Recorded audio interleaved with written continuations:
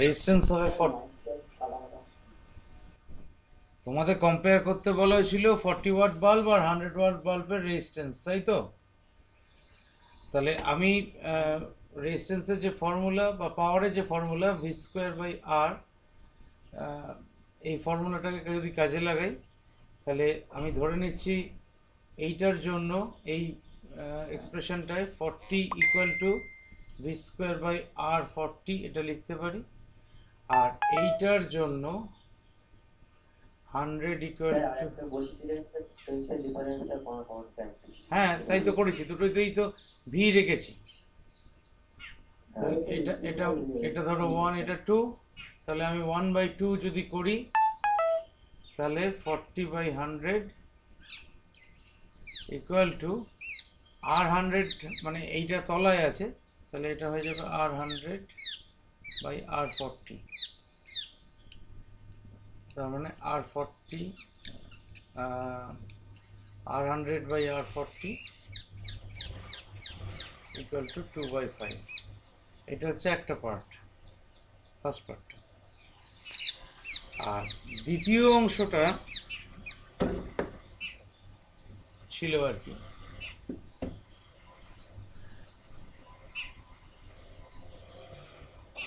যে আমি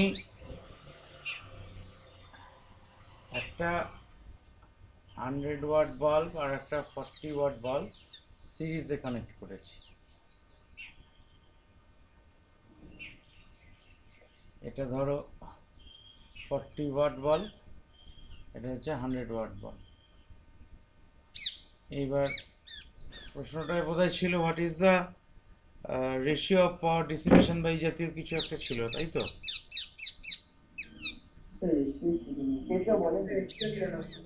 শুধু পাওয়ার ডিসিপেশন, মানে যদি 220 ভোল্ট সোর্সে লাগানো হয়, তাই তো?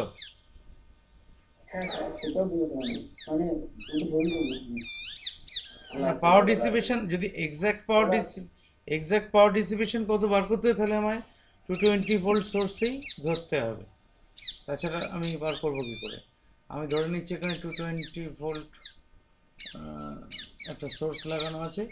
আচ্ছা, তার মানে একটা জিনিস বুঝতে হবে, সেটা হচ্ছে এইটা যে 40 ওয়াট বাল্ব, তার মানে যখন 220 ভোল্টে কেবলমাত্র একা কানেক্টেড বা প্যারালালি কানেক্টেড, তখন এটা পাওয়ার আউটপুট 40 ওয়াট, আর যখন 100 ওয়াট বাল্বটা একা কানেক্টেড 220 ভোল্টে বা প্যারালালি কানেক্টেড, তখন এর মধ্যে পাওয়ার ডিসিপেশন হচ্ছে 100 ওয়াট।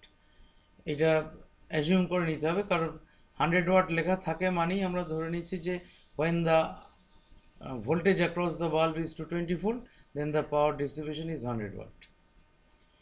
বেশ, তাহলে R40 এখান থেকে বুঝতেই পারছো V²/P, তার মানে 220 ইন্টু 220/40 এত ওহমস, আর R100 = 220 ইন্টু 220/100 এত ওহমস।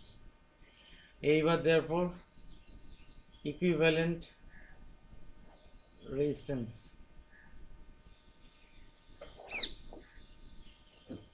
বাংলা ভার্সনের কেউ বুঝতে না পারলে প্রশ্ন করবে। R40 প্লাস R100, তার মানে এখান থেকে 220 ইন্টু 220 প্লাস 1/40 প্লাস 1/100 ওহমস, মানে হচ্ছে 220 ইন্টু 220। হ্যাঁ, তুমি করে ফেলেছো এটা তো। হ্যাঁ, কিন্তু আমি যদি এখানে 7/200 লিখে দিই, তোমার অনেক বন্ধুরা স্টেপ জাম্পটা বুঝতে পারবে না। তোমার খাতায় করা আছে বলে তুমি বুঝতে পারছো, তোমার খাতায় না করা থেকে আমি যদি ডাইরেক্ট 7/200 লিখতাম তাহলে তুমিও বুঝতে পারতে না। সুতরাং মুখটা বন্ধ রাখলে আমি বাধিত হই।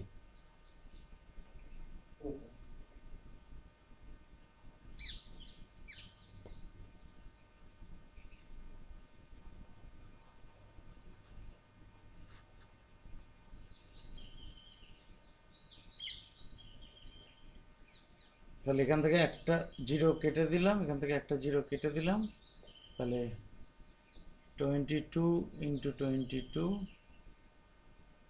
22 ইন্টু 22 না করে একটা 11 করে দিই, তাহলে আর সমস্যা মিটে যায়। 11 ইন্টু 7 ohms, এই থাক।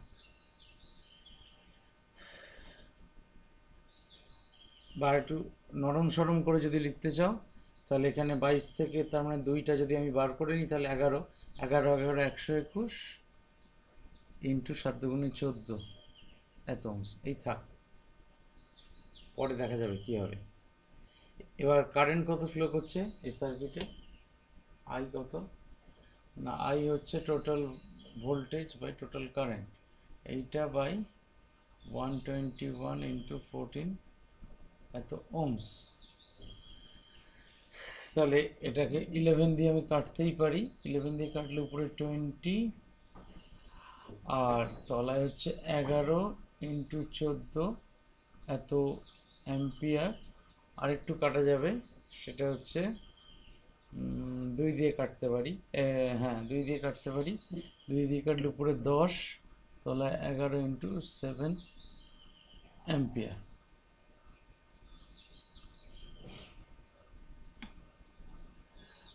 এই কারেন্ট গেল। তাহলে এবার এইটার মধ্যে পাওয়ার ডিসিপেশন কত হবে, তাহলে নাও P40 ড্যাশ নাম দিলাম, সেটা তাহলে এর মধ্যে দিয়ে কারেন্ট আমরা এখানে আই স্কোয়ার আর ফর্মুলা কাজে লাগাবো। আই স্কোয়ার আর মানে হচ্ছে 10/11 ইন্টু 7 এর হোল স্কোয়ার ইন্টু আর তো বার করেই রেখেছি এইটা, না এটা তো টোটাল রেজিস্ট্যান্সটা, আর আমার ইন্ডিভিজুয়াল রেজিস্ট্যান্সগুলো কোথায় বার করে রাখলাম যেন, এইখানে। এইটা হচ্ছে বসিয়ে দেবো 220 ইন্টু 220 বাই 100, তাহলে এখানে 10-এর স্কোয়ার আছে, 100 আছে, কেটে গেল, তাহলে পরে রইল কি, হ্যাঁ বলো, এটা 40 করছি না, ঠিক ঠিক। তাহলে এখানে তাহলে লিখি আর একবার, 100 ইন্টু 11 ইন্টু 7 ইন্টু 220 ইন্টু 220 না 11, আর একটা থাকবে, এটা স্কোয়ার আছে তলায়। আপনি 220 into 220 by 40 টাকে আপনি 484 করে দিন, কারণ আমি পড়েছি 484 হয়েছে। হ্যাঁ 484 হবে তো, 220 220 না লিখছি যখন লিখে দিই 40। এইবার তোমার কি দাঁড়ালো, এইখানে একটা নয় কেটে গেল, 11 দিয়ে এটা হচ্ছে 20, এই 11 দিয়ে এটা হচ্ছে 20 এত ওয়াট। এটা 8.16 ওয়াট হবে। না আগে দেখো আমার সঙ্গে এই ফর্মটা, আমি ডেসিমেলে যাচ্ছি পরে, তার আগে এই ফর্মটা আসছে কিনা একবার দেখে নিই। 4 দিয়ে একটাকে কাটা যাবে, 4 দিয়ে কাটলে এটা হচ্ছে 5, তাহলে 5 কুড়ি 100, 100 ইন্টু 10 মানে 1000, আর তলায় হচ্ছে 7 7 49, এইরকম ভ্যালু এসছিল। হ্যাঁ স্যার এরকম এসেছিল, মানে পূর্ণ ভাঙলে আপনার 8 পূর্ণ 8/49। তা তো হওয়ার কথা নয়, 1000/49 করলে তো 8 পূর্ণ হবে না, 1000/49। আর 8.16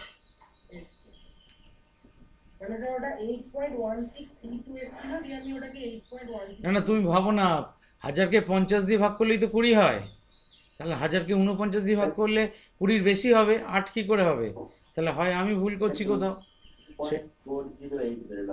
হ্যাঁ কত, 20.408। হ্যাঁ ওই রকমই একটা কিছু আসবে। অর্ণব বুঝতে পারলে কি বলছি, তো এটা 480 করে দিয়েছি, কিন্তু ওইটা তো 100 ওয়াট, এটা 484। এটা হচ্ছে তার মানে 10-এর, হ্যাঁ হ্যাঁ ঠিক ঠিক ঠিক। স্যার ওটা আমি ওই 484টা আমি ইয়েতে ধরে নিয়েছি, সেই জন্য প্রবলেমটা হয়েছে।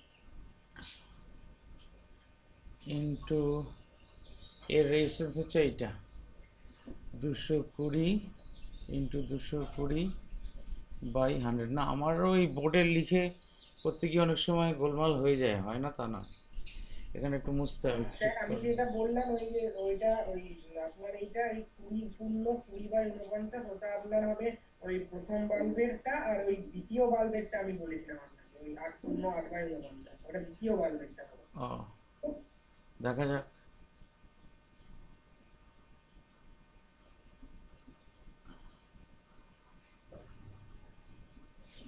তাহলে 100 ক্যান্সেলস আউট, 11 20 11 20, তার মানে 400 বাই 49, এইটা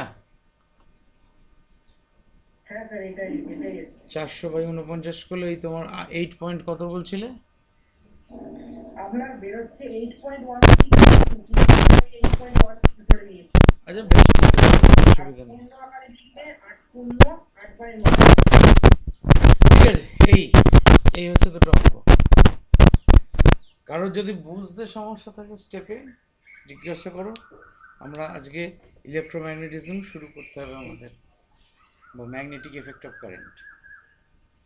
বলছি ওই আমরা 20.40 20.40 লিখে দিতে পারবো? 41 লিখলে, হ্যাঁ 20.4 লিখলেও নাম্বার পাবে, চিন্তা নেই। ঠিক আছে। হুম, অসুবিধা নেই।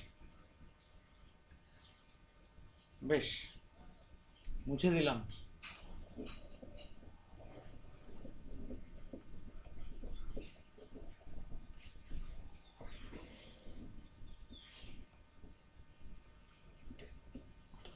আচ্ছা, আমাদের আজকে একটি নতুন বিষয়ে ঢুকবো, কারেন্ট ইলেকট্রিসিটির মধ্যেই থাকা বিষয়। মন দিয়ে শুনবে। প্রথমে আমরা একটুখানি কনসেপ্ট বিল্ড করব। সেই কনসেপ্ট বিল্ডিং এর সময়টা কিন্তু যেটা বলার সেটা হচ্ছে যে জাগলে মনে আমরা ছোটবেলা থেকে ম্যাগনেটিজম সম্পর্কে যা পড়েছি, তাইতে কি কি জানি সেই জায়গাটাকে একটুখানি রিক্যাপিচুলেশন করে নিই। যেগুলো জানি সেটার মধ্যে 1 নম্বর হচ্ছে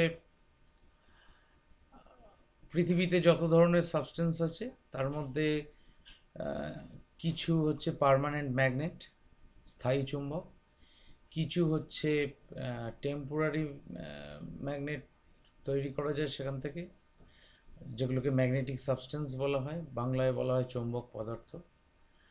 আর কিছু হচ্ছে অচুম্বক পদার্থ বা নন ম্যাগনেটিক সাবস্টেন্স। এইটা আমাদের ছোটবেলা থেকে শেখানো হয়েছে বা আমরা শিখেছি এইভাবেই। তার মধ্যে যেগুলো ন্যাচারাল ম্যাগনেট, যেগুলো প্রকৃতিতে পাওয়া যায়, লোডস্টোন বলা হয়। কেউ কি তোমাদের গ্রুপে কিছু পাঠাচ্ছে?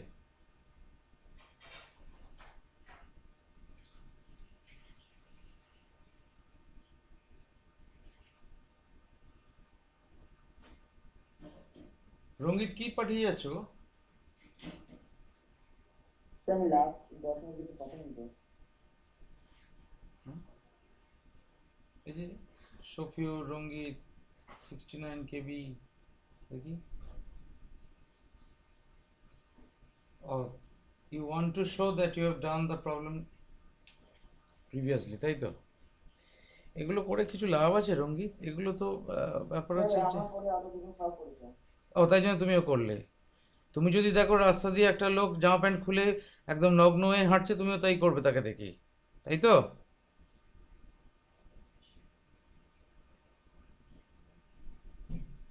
তাহলে তো আমার এই সমস্ত কাজকর্ম, বোর্ডে অঙ্ক কষার তো দরকারও নেই।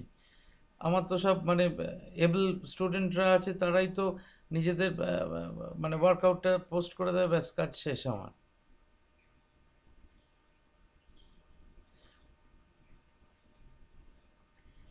ধৈর্য তৈরি করো, পেশেন্স তৈরি করো।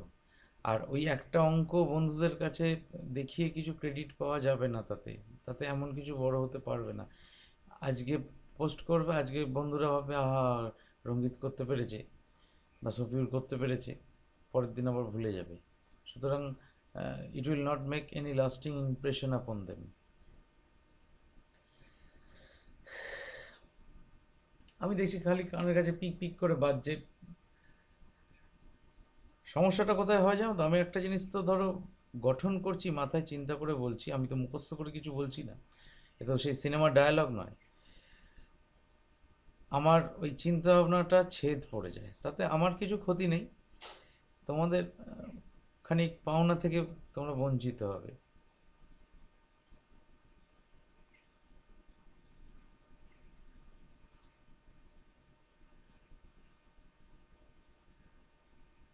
বেশ, কি যেন বলছিলাম?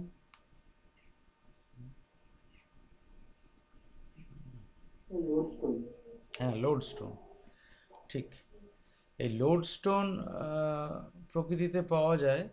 লোডস্টোন নামটাও এসছে লিডিং স্টোন বা দিক নির্দেশক পাথর, এইরকম কারণে লোডস্টোন নামটা এসছে। এগুলোর ফিবল ম্যাগনেটিজমের মধ্যে লক্ষ্য করা যায়, এবং এমনকি ওই লোডস্টোনকে যদি কেমিক্যাল অ্যানালিসিস করা যায়, দেখা যাবে যে আর্টিফিশিয়াল ম্যাগনেট তৈরি করি আমরা যে সমস্ত মেটেরিয়াল দিয়ে, লোডস্টোনটাও সেই ধরনের মেটেরিয়ালই আছে তার মধ্যে বেশি, সেই জন্যই সেটা ম্যাগনেটাইজড হয়েছে। কেউ কেউ বলেন, কোনো বিজ্ঞানীরা বলেন যে পৃথিবীর চুম্বক ক্ষেত্রের প্রভাবে ওই মেটেরিয়ালটা ম্যাগনেটাইজড হয়ে গেছে এবং সেটা পার্মানেন্ট ম্যাগনেটের মতো বিহেভ করছে। কিন্তু আমরা জানি যেমন ধরুন চার্জ কিংবা ইত্যাদি এই সমস্তগুলো মানে এক একটা করে ধর্ম সবই পদার্থের, কিন্তু এই ম্যাগনেটিজম ধর্মটা আসে কি করে? সেটা এবার আমায় আসতে দাও, আমি তো এখনো যাইনি, আমি তো নিচু ক্লাসের পড়ায় আছি, আমি এখনো মানে তার উপরের দিকে এগোইনি। তো ব্যাপার হচ্ছে যে এই আমাদের শিক্ষা ছিল, এবং তাইতে ম্যাগনেটিক সাবস্টেন্স বলতে আমরা বুঝতাম কিছু নির্দিষ্ট পরিমাণ, কিছু নির্দিষ্ট ধরনের পদার্থ, যেমন ধরো লোহা, কোবাল্ট, নিকেল বা লোহার বিভিন্ন সংকর ধাতু, মানে অ্যালয়েজ, স্টিল ইত্যাদি, এইগুলো আমরা ম্যাগনেটিক সাবস্টেন্স হিসেবে ভাবতাম, এবং কোনোটা থেকে দেখতাম পার্মানেন্ট ম্যাগনেট তৈরি হয়, কোনোটা থেকে টেম্পোরারি ম্যাগনেট তৈরি হয়। হ্যাঁ, এবং ম্যাগনেটাইজ করার বিভিন্ন উপায় সম্বন্ধে আমরা পড়াশুনো করেছিলাম হয়তো, যে সেই রাবিং, ঘর্ষণের দ্বারা একটা বারকে, একটা আয়রন বারকে ম্যাগনেটাইজ করা যায়, বা ইলেকট্রিক কারেন্ট পাঠিয়েও, মানে সলিনয়েডের মধ্যে দিয়ে ইলেকট্রিক কারেন্ট পাঠিয়েও একটা বারকে ম্যাগনেটাইজড করা যায়। এই সমস্ত জিনিসপত্র পড়ে এসেছিলাম। প্রথম কথা, এই যে কনসেপ্টটা, এই কনসেপ্টটা ম্যাগনেটিজমের উৎপত্তি সম্বন্ধে কিছু বলে না, ঠিকই। ম্যাগনেটিজমের উৎপত্তি কি, মানে হোয়াট ইজ দ্য এসেন্স বা what is the source of magnetic current, magnetic current বলবো না, ম্যাগনেটিক ফিল্ড বা ম্যাগনেটিজম যে ধর্ম, সেইটার উৎপত্তি কোথা থেকে? না, সেইটার উৎপত্তি হচ্ছে due to passage of electric current, অর্থাৎ ম্যাগনেটিক ফিল্ড বা ম্যাগনেটিজম বা ম্যাগনেটিক ফোর্স, এই সোর্স যদি তোমায় কোথায় যদি জানতে হয় বা কোথায় যদি প্রশ্ন করা হয়, তাহলে উত্তর হবে is electric current is the source of magnetic field. শুনে অদ্ভুত লাগবে কথাটা, কিন্তু আপাতত এটাকেই সত্য বলে মেনে নাও। আমরা যেগুলো স্যার, তার কারণে কি মানে কোন একটা পরিবাহের মধ্য দিয়ে উন্মুক্ত মানে অন্তরিত নয়, এরকম একটা পরিবাহের মধ্য দিয়ে যদি তড়িৎ পাঠানো হয়, তাহলে তার চারপাশে একটা তড়িৎ ক্ষেত্র মানে চৌম্বক ক্ষেত্র তৈরি হয় এই ধর্মটার জন্য। অন্তরিত হলেও চৌম্বক ধর্ম তৈরি হবে, অন্তরিত হবে আছে কি নেই সেটা ম্যাটার করবে না, ঠিক আছে? তোমার যদি জ্বর আসে, তাহলে তুমি খালি গায়ে থাকো আর জামা পরেই থাকো, তোমার জ্বর আসবে। সুতরাং মানে ওই আবরণ থাকুক আর না থাকুক, ধর্মটি তৈরি হবেই। বলতে পারো অনেক সময় ওই অন্তরিত থাকলে ধর্মটা খানিকটা শিল্ডেড হয়ে যায়, অর্থাৎ ঢাকা পড়ে যায়। যেমন ধরো তোমার গা গরম হয়েছে, জ্বর এসছে, আমি যদি তোমার জামার উপর দিয়ে তোমার গায়ে হাত দিই, তাহলে তোমার গাটা যে অতটা গরম সেটা আমি বুঝতে কম পারবো, সেই রকম হতে পারে, কিন্তু ধর্মটা ঠিকই তৈরি হবে। বেশ, যেটা বলছিলাম সেটা হচ্ছে, আমাকে আগে একটু বলতে দাও, মানে আমার বলে নেওয়ার মাঝখানে ইন্টারাপ্ট না করলেই ভালো। আগে বলে নিই আমি, তারপর তোমাদের তো স্কোপ দিই প্রশ্ন করার, তখন প্রশ্নটা করো। জাস্ট দরকার হলে যদি মনে করো ভুলে যাবো, তাহলে লিখে রাখো প্রশ্নগুলো। তো ব্যাপার হচ্ছে যে ইলেকট্রিক কারেন্ট, তুমি বলবে যে স্যার আমাদের যেগুলো তাহলে চুম্বক, যে চুম্বকগুলো আমরা নিয়ে খেলা করি, বা যে চুম্বক আর্টিফিশিয়াল ম্যাগনেটসগুলো বাজারে কিনতে পাওয়া যায়, সেগুলোর মধ্যে তো কোনো ইলেকট্রিক কারেন্ট ফ্লো করছে না, তাহলে হঠাৎ করে সেগুলো ম্যাগনেটিক প্রপার্টি শো করছে, তাহলে আপনার কথার সঙ্গে এটা তো মিলল না। তা প্রথম কথা হচ্ছে, তার মধ্যেও ইলেকট্রিক কারেন্ট ফ্লো করছে কি করে? না দেখো, প্রত্যেকটা মেটেরিয়ালই কী নিয়ে তৈরি? না অ্যাটম নিয়ে তৈরি। তাহলে পরমাণুর মধ্যে কি আছে? না পরমাণুর মধ্যে মাঝখানে নিউক্লিয়াস আছে, তার চারধারে নির্দিষ্ট কক্ষপথে ইলেকট্রনগুলো ঘুরে বেড়াচ্ছে। ইলেকট্রন তো চার্জ পার্টিকেল। এই ইলেকট্রনের এই যে চার্জ পার্টিকেল একটা নির্দিষ্ট কক্ষপথে ঘুরে বেড়াচ্ছে, অর্থাৎ তার মানে চার্জ মোশনে আছে, এটাকে তো বলতেই পারি চার্জ মোশনে আছে।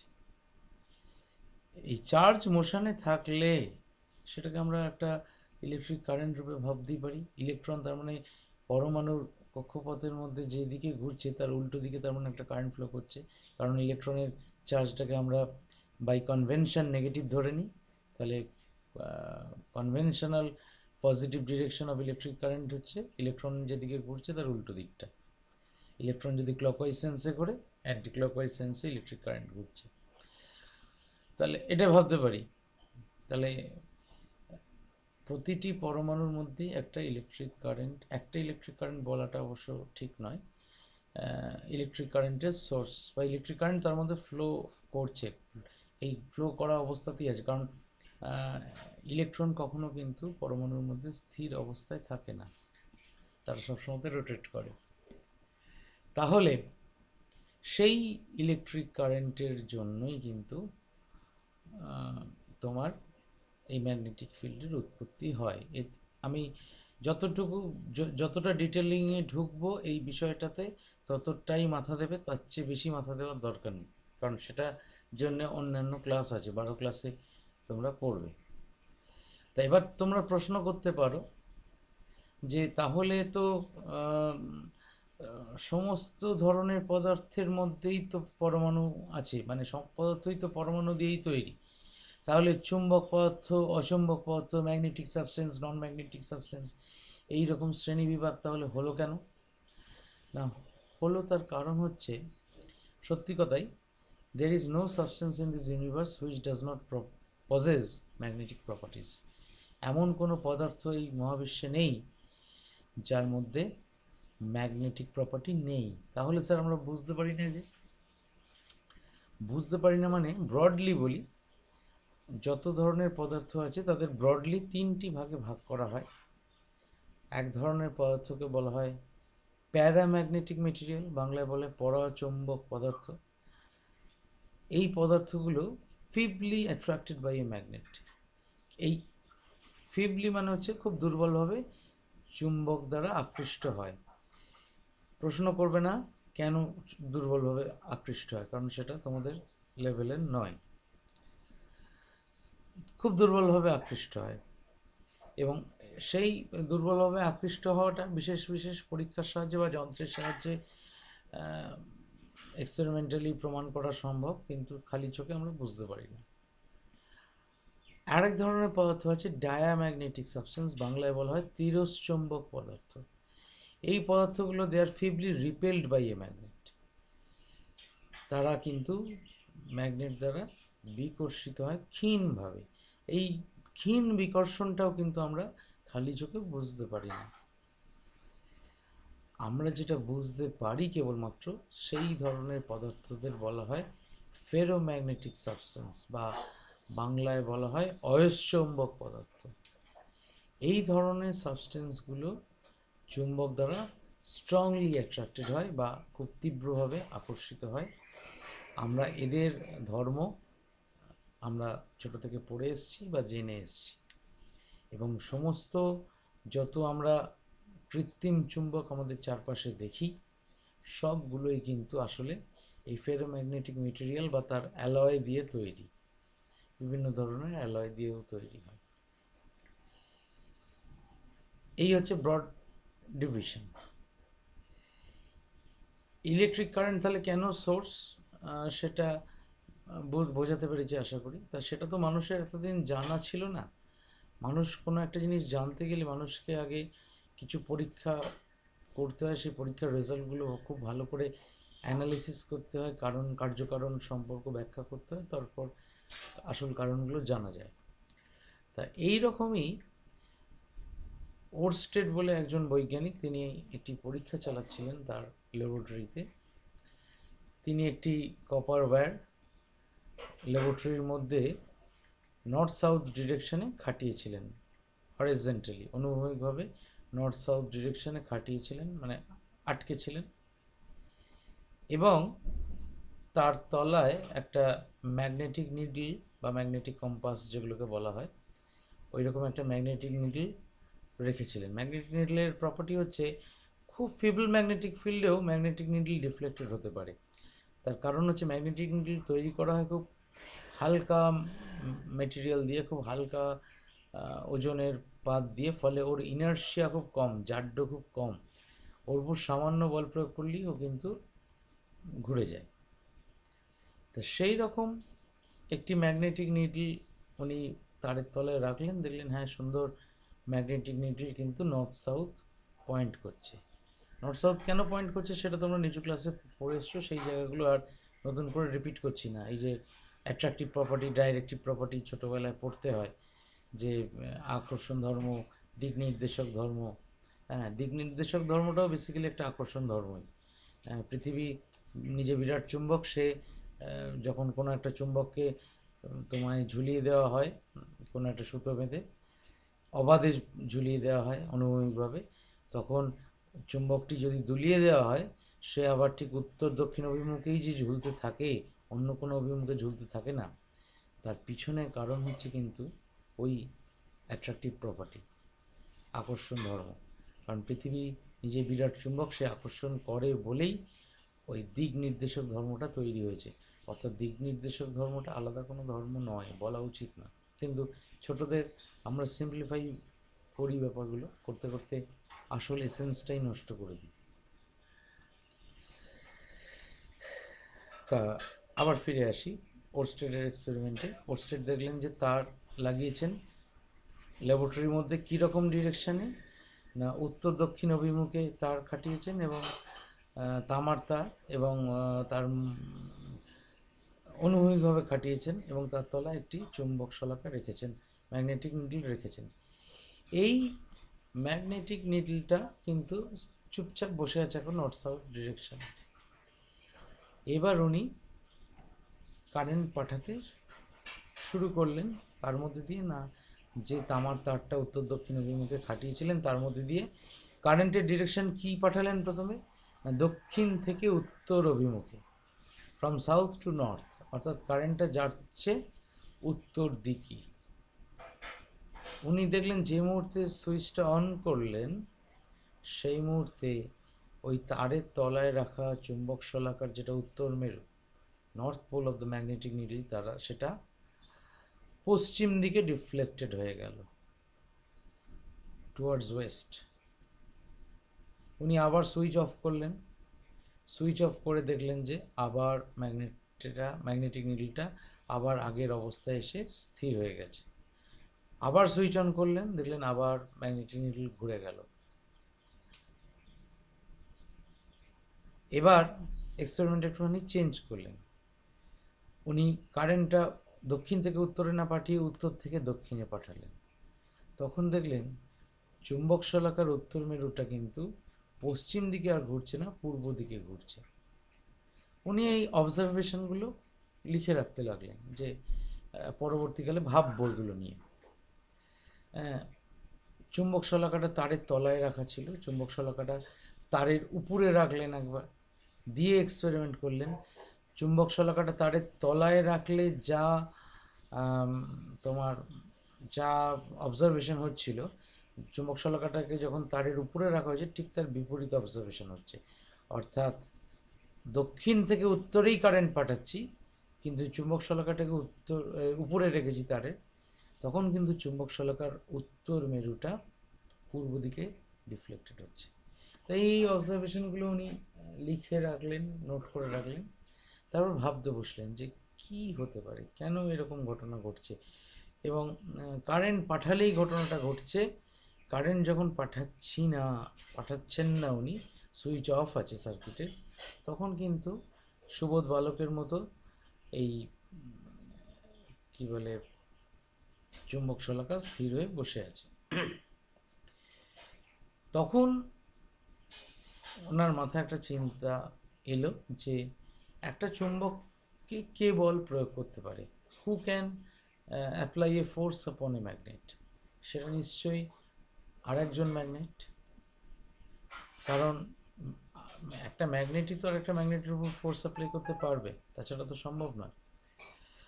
মানেটা হচ্ছে কি, তোমরা বলতে পারো যে কেন স্যার, আমরা তো দেখেছি ম্যাগনেটিক সাবস্টেন্সকে টানে একটা ম্যাগনেট, মানে আমরা যেটাকে আর্টিফিশিয়াল ম্যাগনেট বলে জানি, সেরকম একটা আর্টিফিশিয়াল ম্যাগনেটের কাছে একটা লোহার টুকরো যদি নিয়ে আসি যেটা ম্যাগনেট নয়, সে তো দিব্যি অ্যাট্রাক্টেড হচ্ছে। হ্যাঁ, দিব্যি অ্যাট্রাক্টেড হচ্ছে ঠিকই, but before attraction the iron iron rod or the iron material has been converted into a temporary magnet by the process of induction. এটা তো আবেশ, তাই না? চৌম্বক আবেশ। ঠিক, এই চুম্বক আবেশ দ্বারা ওই মেটেরিয়ালটা আগে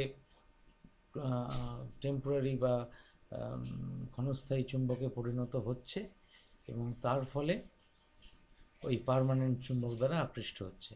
তার মানে সহজ কথায় বলতে গেলে ঘুরিয়ে, a magnet can only apply force on another magnet, nothing more nothing less. তা এইবার স্যার বলছি একটা ছোট জিনিস, মানে এই যে অস্ট্রেলিয়ার যে পরীক্ষাটাতে, ওইখানটাতে মানে সবসময় কি ধরুন যখন কারেন্টটা পাঠাচ্ছি, আমি যখনই তড়িৎ প্রবাহটাকে বন্ধ করে দিলাম, সঙ্গে সঙ্গে কি তার ইলেকট্রিক ফিল্ডটা মুহ্যমান মানে চলে গেল? ইলেকট্রিক ফিল্ডের কথা বাবা কোথাও বলিনি আমি। ম্যাগনেটিক ফিল্ডটা চলে গেল। হ্যাঁ, চলে গেল নিমেষের মধ্যে। তা যাই হোক, তা উনি তখন বুঝতে পারলেন যে এই তড়িৎবাহী তারটার নিশ্চয়ই একটা চুম্বক ধর্ম আছে, এবং যখন তড়িৎ পরিবহন হচ্ছে তখনই সেই চুম্বক ধর্ম সৃষ্টি হচ্ছে, তড়িৎ প্রবাহ বন্ধ করে দিলেই সেই চুম্বক ধর্ম বন্ধ হয়ে যাচ্ছে, সেই জন্য এরকম ঘটনা ঘটছে। এবং এই চুম্বক শলাকা কোন দিকে ঘুরবে সেইটাকে মনে রাখার জন্যে অ্যাম্পিয়ার একটি নিয়ম বার করলেন, একটা রুল তৈরি করলেন, যেটাকে অ্যাম্পিয়ার সুইমিং রুল বলা হয়। সেটা মনে করতে হয় যে একজন মানে সাঁতারু, সে সাঁতার কাটছে তড়িৎবাহী তার বরাবর, এবং তার সাঁতার কাটার অভিমুখ হচ্ছে তড়িৎ যেদিকে যাচ্ছে সেই দিকে। এইবার সে যদি চুম্বক শলাকার দিকে তাকিয়ে সাঁতার কাটে, তাহলে চুম্বক শলাকার উত্তর মেরুর বিক্ষেপ সবসময় তার বাঁ হাতের দিকে হবে। দেখো, কথাটা খুবই সত্যি। তার কারণ হচ্ছে, যখন আমি চুম্বক শলাকাটাকে তলায় রেখেছিলাম তারের, তাহলে যে লোকটি তার বরাবর, তড়িৎবাহী তার বরাবর সাঁতার কাটছে, সে তাহলে নিচের দিকে তাকিয়ে উপুর হয়ে সাঁতার কাটবে। তাহলে আমি তোমাদের একটু আগে বলবার সময় বললাম যে কারেন্ট যখন ফ্লো করছে তার দিয়ে, তখন নর্থ পোলটা পশ্চিম দিকে বেঁকে যাচ্ছে। দেখো, উপুর হয়ে যদি কেউ শোয় তার এর উপর, তার মাথা উত্তর দিকে, তাহলে তার বাঁ হাতটা কোন দিকে থাকবে? পশ্চিম দিকেই থাকবে। নিজেরা একটু মনে মনে কল্পনা করলেই বুঝতে পারবে। তোমার মাথা উত্তর দিকে এবং তুমি মাটিতে উপর হয়ে শুয়েছো, সেই অবস্থায় তোমার বাঁ হাতটাকে তুমি যদি স্ট্রেচ করো, it will point towards the western direction.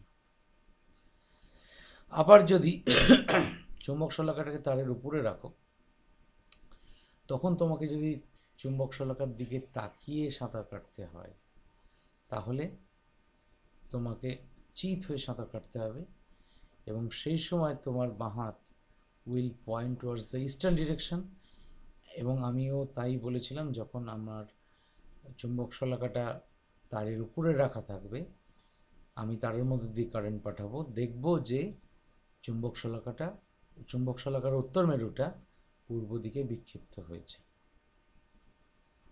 এই অবধি আশা করি কোনো প্রশ্ন নেই। স্যার আচ্ছা স্যার উপরেরটা আবার বলবেন একবার। চুম্বক শলাকা যখন উপর দিকে থাকবে তখন কিভাবে আমার বাঁ হাতটা পশ্চিম দিক থেকে নির্দেশ করবে? নিজে একটুখানি মানে ওই পজিশনটা কল্পনা করো।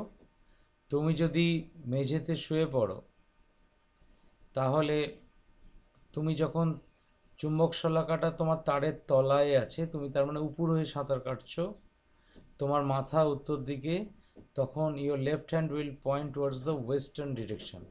ঠিক চুম্বক শলাকার উত্তর মেরুর বিক্ষেপও পশ্চিম দিকেই হবে। হ্যাঁ স্যার। আবার তুমি যখন চুম্বক শলাকাটাকে তারের উপরে রেখেছো, অর্থাৎ তুমি যখন চুম্বক শলাকার দিকে তাকিয়ে সাঁতার কাটছো, তখন কিন্তু তুমি চিৎ সাঁতার কাটছো, উপরে রেখেছো যেহেতু চুম্বক শলাকাটাকে, তাহলে তখন তোমার বাঁ হাতটা কিন্তু পূর্ব দিকে অভিমুখ করে আছে, অর্থাৎ your left hand is pointing towards the eastern direction, এবং তোমার চুম্বক শলাকার বিক্ষেপও কিন্তু পূর্ব দিকেই ঘটবে। ক্লিয়ার এবার? হ্যাঁ স্যার এই কানেকশনটা আপনি বুঝতে পারছি না। আচ্ছা, আর কার কি প্রশ্ন আছে? স্যার বলছি যে হ্যাঁ বলছি যে স্যার আমার তিনটে কোয়েশ্চেন আছে। প্রথমটা হচ্ছে স্যার এই আপনি চিরচুম্বকীয় পদার্থের ক্ষেত্রে যেটা বললেন না, আমরা যেটা জানি যে যে কোনো পদার্থ মানে যে কোনো পদার্থই চুম্বক দ্বারা আকর্ষিত হয়। তো এটা মানে ক্ষীণ হোক কি তীব্র, তো চিরচুম্বকীয় পদার্থের ক্ষেত্রে বিকর্ষণটা কেন হয়? আমি তো মানে বললাম, কখনো পদার্থ আমি যখন পড়াচ্ছি তখনই বলে দিয়েছিলাম এটা নিয়ে এখন আর প্রশ্ন বাড়াবে না। কেন হয় ক্ষীণভাবে আকর্ষিত, কেন হয় ক্ষীণভাবে বিকর্ষিত, কেন হয় আমি প্রশ্ন করতে বারণ করেছিলাম, বলার মধ্যেই শুনতে পাওনি। সরি আর বলছি যে ধাতু আর অধাতু, আমরা জানি যে ধাতু মানে চৌম্বক ধর্মটা একটু মানে অধাতুর তুলনায় তো বেশি, তো এইটা কি কেবলমাত্র ওই মুক্ত ইলেকট্রনের উপস্থিতির জন্য?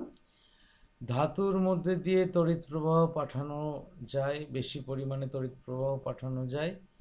অধাতুর মধ্যে দিয়ে, অধাতু সাধারণভাবে সুপরিবাহী হয় না, কারণ তাদের ঠিকই বলেছ মুক্ত ইলেকট্রন কম, তাহলে তার মধ্যে দিয়ে আমি কারেন্টই পাঠাতে পারবো না ভালো করে। তাহলে কারেন্ট যদি না পাঠাতে পারি তাহলে চুম্বক ক্ষেত্র তৈরি হবে কি করে? ও আর স্যার বলছি যে ওই অস্ট্রেলিয়ার পরীক্ষার ক্ষেত্রে যদি তিনি তারটাকে মানে যদি আমার একটা তার আমার তার যদি টাঙায় পূর্ব থেকে পশ্চিমে, আর তার ঠিক তলাতে আমি তো শলাকাটাকে রাখলাম, উত্তর মানে রাখলাম ওটা আবার উত্তর দক্ষিণে মুক্ত করেই যাবে, চুম্বক তো শলাকার কোনো বিক্ষেপ এরকম ঘটবে না। চুম্বক কেন? শলাকার কোনো বিক্ষেপ ঘটবে না। এই কেনটার উত্তর দিতে গেলে আমাকে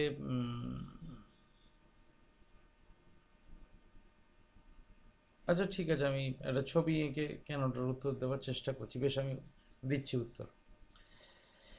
পূর্ব পশ্চিমে যদি তার খাটাই, ঠিকই বলেছো, তাহলে কোনো দিকেই বিক্ষিপ্ত হবে না। আচ্ছা, তার আগে আরও একটা প্রশ্ন নিয়ে নিই, সেটা হচ্ছে অর্ণব দাস বোধহয় কিছু একটা বলতে চাইছিলে, বলো তো। না স্যার আমি কিছু বলিনি। মানে কোনো প্রশ্ন করনি? না স্যার বিক্রমের সঙ্গে আমিই বলেছিলাম। আচ্ছা, আর কেউ কিছু বলবে? আর কেউ কোনো প্রশ্ন করবে?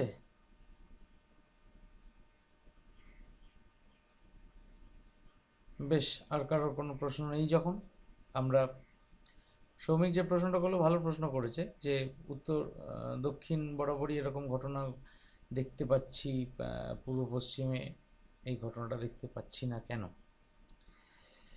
আচ্ছা, একটা প্রথমে কথা জিজ্ঞাসা করি, সেটা হচ্ছে একটা চুম্বক শলাকাকে কোথাও কোনো স্থানে যদি রাখা হয়, সেটা উত্তর দক্ষিণ অভিমুখ করে থাকে সবসময়, তাকে যদি ডিসপ্লেস করে দেওয়া হয় বা ডিস্টার্ব করে দেওয়া হয়, আবার সে দুলতে দুলতে ঠিক উত্তর দক্ষিণ অভিমুখেই হয়ে থাকে। তার পিছনে কারণ কি? তার পিছনে কারণ হচ্ছে পৃথিবীর উত্তর মেরু চুম্বক শলাকার উত্তর মেরুকে আকর্ষণ করে, দক্ষিণ মেরু দক্ষিণ মেরুকে আকর্ষণ করে, ফলে ওই চুম্বক শলাকাটা পৃথিবীর চুম্বক অক্ষ বরাবর কি বলবো, ডিরেক্টেড হয়ে থাকে বা অ্যালাইনড হয়ে থাকে, এছাড়া তো কোনো কারণ নেই। এবার তুমি যখন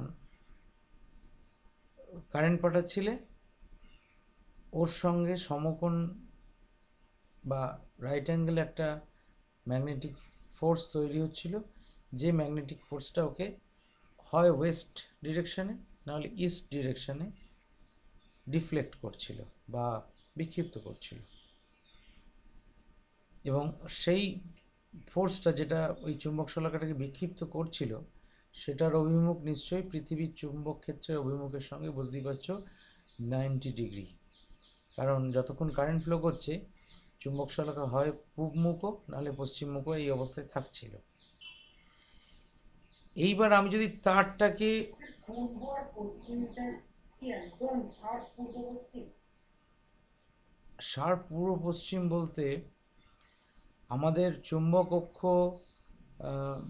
ভৌগোলিক অক্ষের থেকে একটু একটা অ্যাঙ্গেলে হেলে থাকে, জানো কি সেটা? হ্যাঁ স্যার, সাড়ে 11 ডিগ্রির মতো। 23 ডিগ্রিটা নয়, 23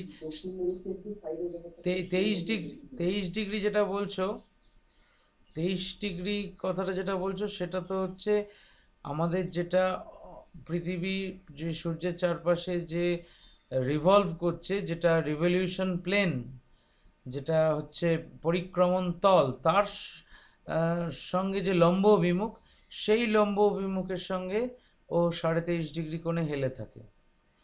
আমি সেইটার কথায় আসছি না। আমাদের অ্যাকচুয়ালি, দাঁড়াও একটু ছবিটা তাহলে আঁকি। পৃথিবীর, আমি ধরো এই হচ্ছে পৃথিবী, পৃথিবীর এইটা হচ্ছে ভৌগোলিক উত্তর মেরু, এই পয়েন্টটা হচ্ছে এন জি লিখলাম, মানে আওয়াজটা আসছে। জিওগ্রাফিক,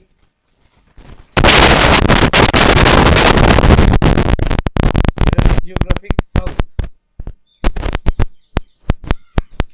তাহলে এইবার আমরা দেখব এই অক্ষটাকে তাহলে ম্যাগনেটিক অ্যাক্সিস বলতে পারি।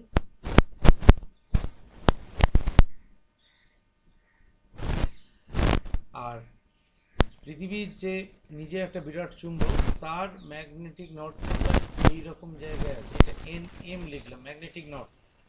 এটা হচ্ছে এস এম, এটা হচ্ছে ম্যাগনেটিক সাউথ। সরি, এইটা হচ্ছে আমার ম্যাগনেটিক অ্যাক্সিস, আর এইটা হচ্ছে জিওগ্রাফিক অ্যাক্সিস।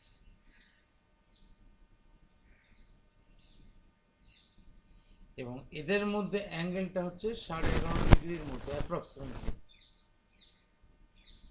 এই অ্যাঙ্গেলটা। তাহলে তুমি যেটা ওই উত্তর মেরু, উত্তর অভিমুখ, উত্তর দিক, এই কথাটা যে বারবার বলছি, আমরা যেহেতু এখানে ম্যাগনেটিক প্রপার্টি নিয়ে কাজ করছি, আমরা এখানে কিন্তু উত্তর দিক মানে হচ্ছে আমার এইটাকে ধরবো না, মানে এক্স্যাক্টলি ভৌগোলিক উত্তর দিকটা নিয়ে আমার এখানে কাজ নেই। সাধারণভাবে দেখবে তুমি যেটাকে উত্তর দিক বলে জানো, তোমার কাছে যদি ওই কম্পাস থাকে, মানে তোমার ম্যাগনেটিক কম্পাস যদি থাকে, তাহলে দেখবে সেই ম্যাগনেটিক কম্পাসটা, হ্যাঁ, একটু সামান্য হেলে থাকে, পশ্চিম দিকে একটু হেলে থাকে, তাই তো উত্তর দিকটা? হ্যাঁ, সেইটা কারণটা হচ্ছে এইটা। তা এইবার সৌমিকের যে প্রশ্নটা, সেটা ফিরে আসছি, সেইটা দেখো আমরা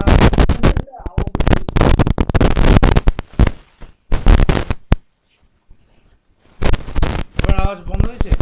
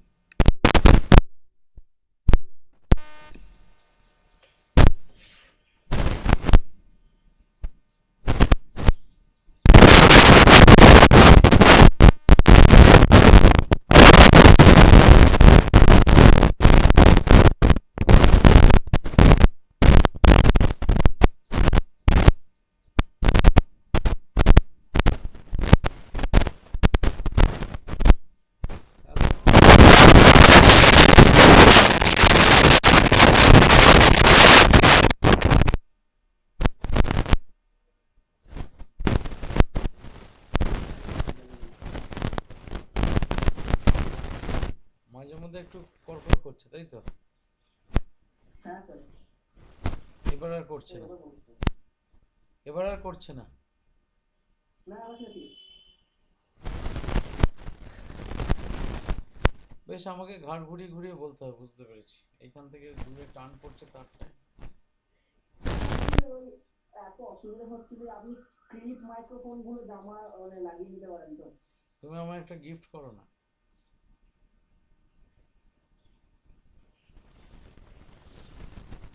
অবশ্য এখন গিফট করলে তো বাবা মায়ের মানে বদান্যতা, সেটা চাই না আমি। একটু বড় হয়ে নিজে রোজগার করতে শিখে যদি গিফট করে, তাহলে নয় বলবো, লোককে দেখাতে পারবো এই যে আমার একটা ছাত্র দিয়েছে।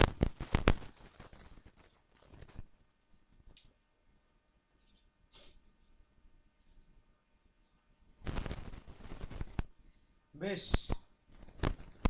এদিকে উত্তর দিকে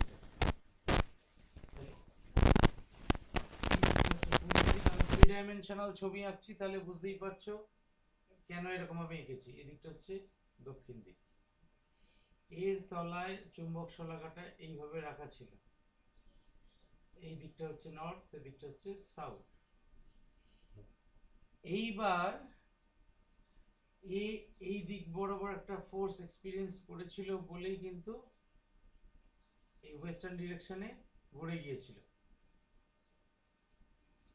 তাহলে দেখো, কিন্তু স্যার ফোর্সটা ওইদিকে মানে আপনার তড়িৎটা পাঠাচ্ছি আমি তো সাউথ সাউথ থেকে নর্থে কিংবা নর্থ থেকে সাউথে, তাহলে মানে ইস্ট বা ওয়েস্টার্ন ডিরেকশনে ফোর্সটা মানে ফিলই করবে না আমি।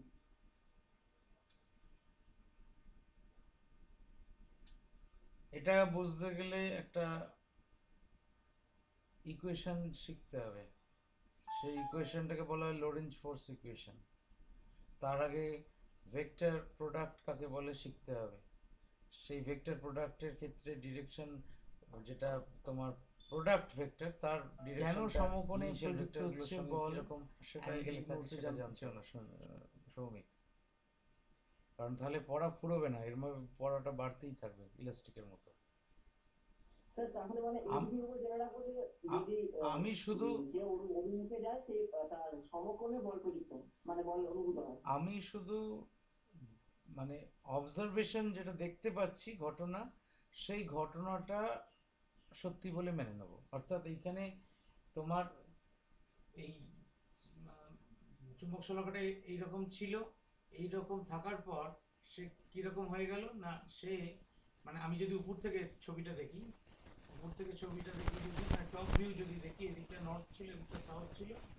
তারপরে যখন আমি কারেন্ট পাঠাচ্ছি, তখন চুম্বক শলাকাটা বেঁকে গিয়ে এই দিকটা নর্থ হয়ে গেছে, এদিকটা আসলে ওয়েস্টার্ন ডিরেকশন, এদিকটা আসলে ইস্টার্ন, এদিকটা সাউথ বলতে ইস্টার্ন ডিরেকশনে চলে গেছে।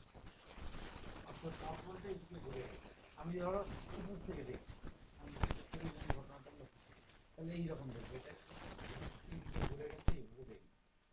তার মানে এইভাবে ঘুরে কিন্তু স্থিরাবস্থায় আছে। স্থিরাবস্থায় আছে বলে আমরা মেনে নিচ্ছি যে তার মানে আমার যে পৃথিবীর যে চুম্বক বল, সেটা এই দিক বরাবর কাজ করছিল।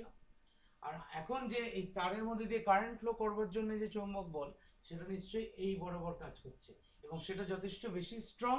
এ খুব কম স্ট্রং, এ ফিবল। এ তাই জন্য এখানে এর এর দ্বারা প্রযুক্ত বলটা এখানে ম্যাটার করছে না। এর দ্বারা প্রযুক্ত বলটা একে এইরকম পূর্ব পশ্চিম অভিমুখে স্থির অবস্থায় রেখে দিয়েছে। এইটা আমরা অবজার্ভ করছি। তাহলে সেখান থেকে একটা জিনিস বুঝতে পারছি যে কারেন্ট পাঠাচ্ছিলাম এই ডিরেকশনে, আর আমার যে ম্যাগনেটিক ফোর্সটা এফ এম ধরো ম্যাগনেটিক ফোর্স, সেইটার অভিমুখ তার সঙ্গে লম্ব অভিমুখে। এইবার তোমার করার প্রশ্নটায় আসি, সেটা যদি তারটাকে যদি আমি পূর্ব পশ্চিম অভিমুখে খাটাই,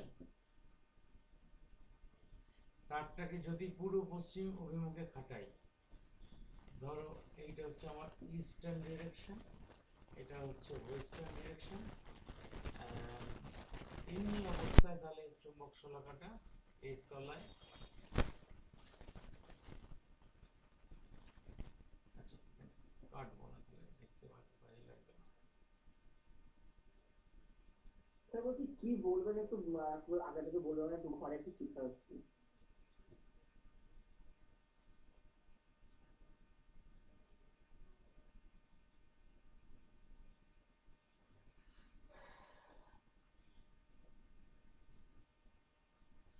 তুমি যে প্রশ্নটা করেছিলে আমি তারটাকে খাটিয়েছি ইস্ট ওয়েস্ট এই অভিমুখে। আমি ধরো এখনো কারেন্ট পাঠাইনি। এইবার এই যে চুম্বক শলাকাটা এর অক্ষরটা তার মানে এদিকটা হয়ে আছে, মানে এদিকটা হচ্ছে আমার জিওগ্রাফিক নর্থ, এদিকটা হচ্ছে জিওগ্রাফিক সাউথ। আমরা ধরে নিচ্ছি আমাদের for the sake of simplicity যে জিওগ্রাফিক নর্থ আর ম্যাগনেটিক নর্থ একই অভিমুখ, এই অভিমুখে হয়ে আছে। এইবার যখন আমি কারেন্ট পাঠালাম ওয়েস্ট থেকে ইস্ট ধরো, তখন যে নতুন ম্যাগনেটিক ফোর্সটা তৈরি হবে এই ম্যাগনেটিক নিডলটার উপর, তার অভিমুখ কোন দিকে হবে? এই বরাবরই হবে। তো ও নর্থ সাউথের দিকে, নর্থ সাউথের দিকে, মানে তাহলে আগে পৃথিবীর চুম্বক ক্ষেত্র ওকে যে অভিমুখে বল প্রয়োগ করছিল, এখন ওই তারের মধ্যে দিয়ে কারেন্ট ফ্লো করার জন্য তারের যে ম্যাগনেটিক ফিল্ড তৈরি হবে তার ডিরেকশনটাও একই হবে। তাহলে দুটো ফোর্স যদি একই দিকে কাজ করে তাহলে কোনো ডিফ্লেকশন দেখাবে না। স্যার তাহলে মানে আমার এখানে যদি আমি যখন মানে তড়িৎ প্রবাহ চালু করছি তখন, আর যখন তড়িৎ প্রবাহ আমি বন্ধ করবো, এই দুটো সময়ে মানে কি ওই আপনার ফলাকাটা কি অল্প কাঁপবে? কেন এরকম ভাবার কারণ? না ধরুন হঠাৎ করে ইলেকট্রিক ম্যাগনেটিক ফিল্ডটা একবার করে আবির্ভূত হচ্ছে আর এক সময় চলে আসছে, তো মানে ওই উপস্থিতি বা অনুপস্থিতি আবহাওয়া প্রত্যাগমনের এই একটা কোনো রকম কাপড়ই তার মধ্যে দেখা যায় না। আমি এক্সপেরিমেন্টটা করে দেখিনি, তবে আমার ধারণা দেখা যাবে না। তার কারণ হচ্ছে এই তুমি যে ধরনের এফেক্ট বলছো সেই ধরনের এফেক্টগুলো জেনারেলি দেখা যায় তোমার কি বলবো,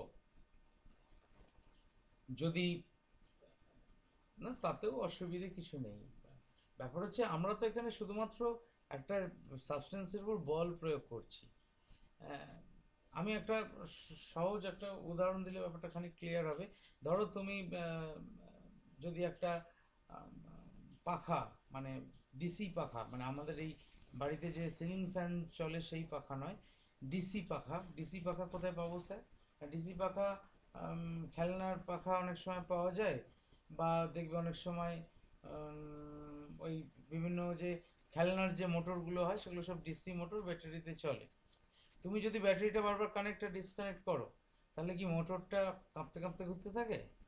পাখার ব্লেডটা প্রথমবার কাঁপতে কাঁপতে শুরু হয় আবার কাঁপতে কাঁপতে বন্ধ হয় না, তেমন নয়। ব্যাপারটা হচ্ছে যে না যখন মানে আপনি তো বলেছিলেন না যে ওই শলাকার ওজনটা এতটাই কম যে অত্যন্ত কম ইয়েতেও ইয়ে হয়, মানে কম বলেও ও দিক নির্দেশ করতে পারে, ফলে আমি ভাবলাম হয়তো ওইটুকু পার্থক্যে মানে এত ফ্রিকুই করলে বারে বারে হয়তো সেটা মানে একটুখানি হয়তো কাঁপবে, তার খুবই হালকা যেহেতু। তুমি যেটা বলছো that is true for AC current. Alternating কারেন্টের জন্য সেটা সত্যি হবে, অর্থাৎ তুমি একবার এদিক থেকে কারেন্ট পাঠাচ্ছ একবার এদিক থেকে কারেন্ট পাঠাচ্ছ, এরকম বারবার তুমি অভিমুখটা পাল্টাচ্ছ, সেই ক্ষেত্রে কাঁপুনির প্রশ্ন আসতে পারে। এবং সেটা এই ক্ষেত্রে নয়, আগের ছবিটার ক্ষেত্রে, অর্থাৎ তারটা যদি উত্তর থেকে দক্ষিণ থেকে উত্তর অভিমুখে থাকে সেই অবস্থায় তুমি যদি বারবার মানে ওই অভিমুখ পাল্টাও, কারেন্টের অভিমুখ পাল্টাও বা একটা এসি লাইন যোগ করে দাও, তখন দেখতে পাবে যে দ্য ম্যাগনেটিক নিডল, পূর্ব পশ্চিম করবে। হ্যাঁ, তা পূর্ব পশ্চিম করবে। এবং পূর্ব পশ্চিম করবে বলতে এ তো ধরো হালকা খুব, এই হালকা বলে বেশি নড়তে পারবে না, মানে নড়বে, একদম নড়বে না তা নয়, একটু ভারী হলে একদমই নড়তো না, কিন্তু হালকা বলে সামান্য নড়বে এবং সেটা কম্পনের মতো মনে হবে তোমার। কিন্তু এর ক্ষেত্রে এই ধরনের তো প্রশ্নই নেই হওয়ার, কারণ আমি তো ডিসি একটা নির্দিষ্ট অভিমুখে কারেন্ট পাঠাচ্ছি, সেটা আমি কারেন্টটা গ্রো করুক। যদি আমরা কাপড়টাকে দেখি তাহলে সেখান থেকে আমরা মানে মোটামুটি আমি যে এসি কারেন্টটা যোগ করেছি সেখানে কত তাড়াতাড়ি আপনার কি বলবো সেই এন্ড দুটো মানে পজিটিভ এন্ড আর নেগেটিভ এন্ড এর পরিবর্তনটা ঠিক কতটা তাড়াতাড়ি হচ্ছে, মানে এটার একটা আন্দাজ তো করতে পারবো যে মানে ওটা কাপড়টা দেখে। তুমি মাপতে পারবে না সেটা খালি চোখে। কারণ আমাদের ধরো যদি আমরা সাধারণ বাড়ির লাইনের কথাই ভাবি, সেটা 50 হার্টজ তার ফ্রিকোয়েন্সি। তাহলে 50 হার্টজ যদি ফ্রিকোয়েন্সি হয় তাহলে তোমার সেকেন্ডে 100 বার উল্টাচ্ছে। 50 হার্জ মানে তার একটা গোটা সাইকেল হচ্ছে তোমার 0.02 সেকেন্ড। তার মানে একটা গোটা সাইকেলের মধ্যে মানে একবার আপার পিকে যাচ্ছে, একবার লোয়ার পিকে যাচ্ছে। সেই সময় মানে অর্থাৎ বলতে চাইছি আমাদের এসি যে বাড়ির লাইন, এই সময়টা হচ্ছে 0.02 সেকেন্ড। তাহলে এখান থেকে 0.01 সেকেন্ডের মধ্যে 0.01 সেকেন্ডের মধ্যে একবার উপরের দিকে যাচ্ছে, আবার 0.01 সেকেন্ডের জন্য তলার দিকে আসছে। তো এই ক্ষেত্রে তোমার আমাদের আমরা কত দ্রুত একটা ইভেন্টকে বুঝতে পারি যে মোটামুটি 1-10 সেকেন্ডের মধ্যে হলে ব্যাপারটা আমাদের বোধগম্যতার মধ্যে থাকে। তার চেয়েও যদি কম সময়ের মধ্যে হয় ব্যাপারটা, সেটা আমাদের বোধগম্যতার মধ্যে থাকবে না। তুমি ভেবে ফেলো না যে মেপে ফেলতে হবে ফ্রিকুয়েন্সি কত। স্যার আমার কোশ্চেনটা হয়ে গেছিল, আপনি অনেকগুলো পরিস্থিতি এসি এসি সিগন্যালের ক্ষেত্রে যদি তার ফ্রিকোয়েন্সি কম হয়, অর্থাৎ তার যদি কম্পাঙ্ক কম হয়, তাহলে কিন্তু ওই চুম্বক শলাকা ওই উত্তর দক্ষিণ অভিমুখে তার আমি খাটাবো, তার তলে চুম্বক শলাকা রাখবো, দেখবো চুম্বক শলাকার মুন্ডু একবার পশ্চিম দিকে একবার পূর্ব দিকে ঘুরছে অল্টারনেটিংলি।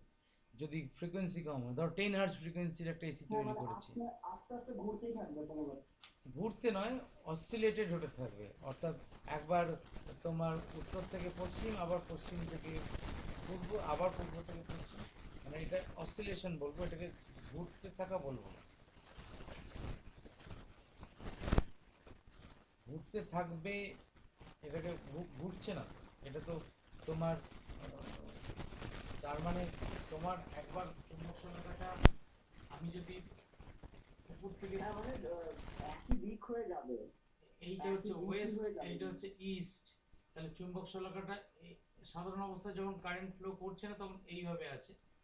তাহলে যখন একবার চুম্বক শলাকাটা এই ডিরেকশনে থাকতে চাইছে, আবার পর মুহূর্তেই এই যে ধরো কারেন্টটা মানে ভোল্টেজটা বাড়তে বাড়তে বাড়তে বাড়তে পজিটিভ সাইকেলটার জন্য যদি এই দিকে যেতে চায়, দিয়ে আবার কারেন্টটা জিরো হচ্ছে একটা সময় এসে, তাহলে যখন জিরো হচ্ছে তখন চুম্বক শলাকাটা এই অভিমুখে থাকতে চাইবে, অর্থাৎ নর্থের দিকেই থাকতে চাইবে।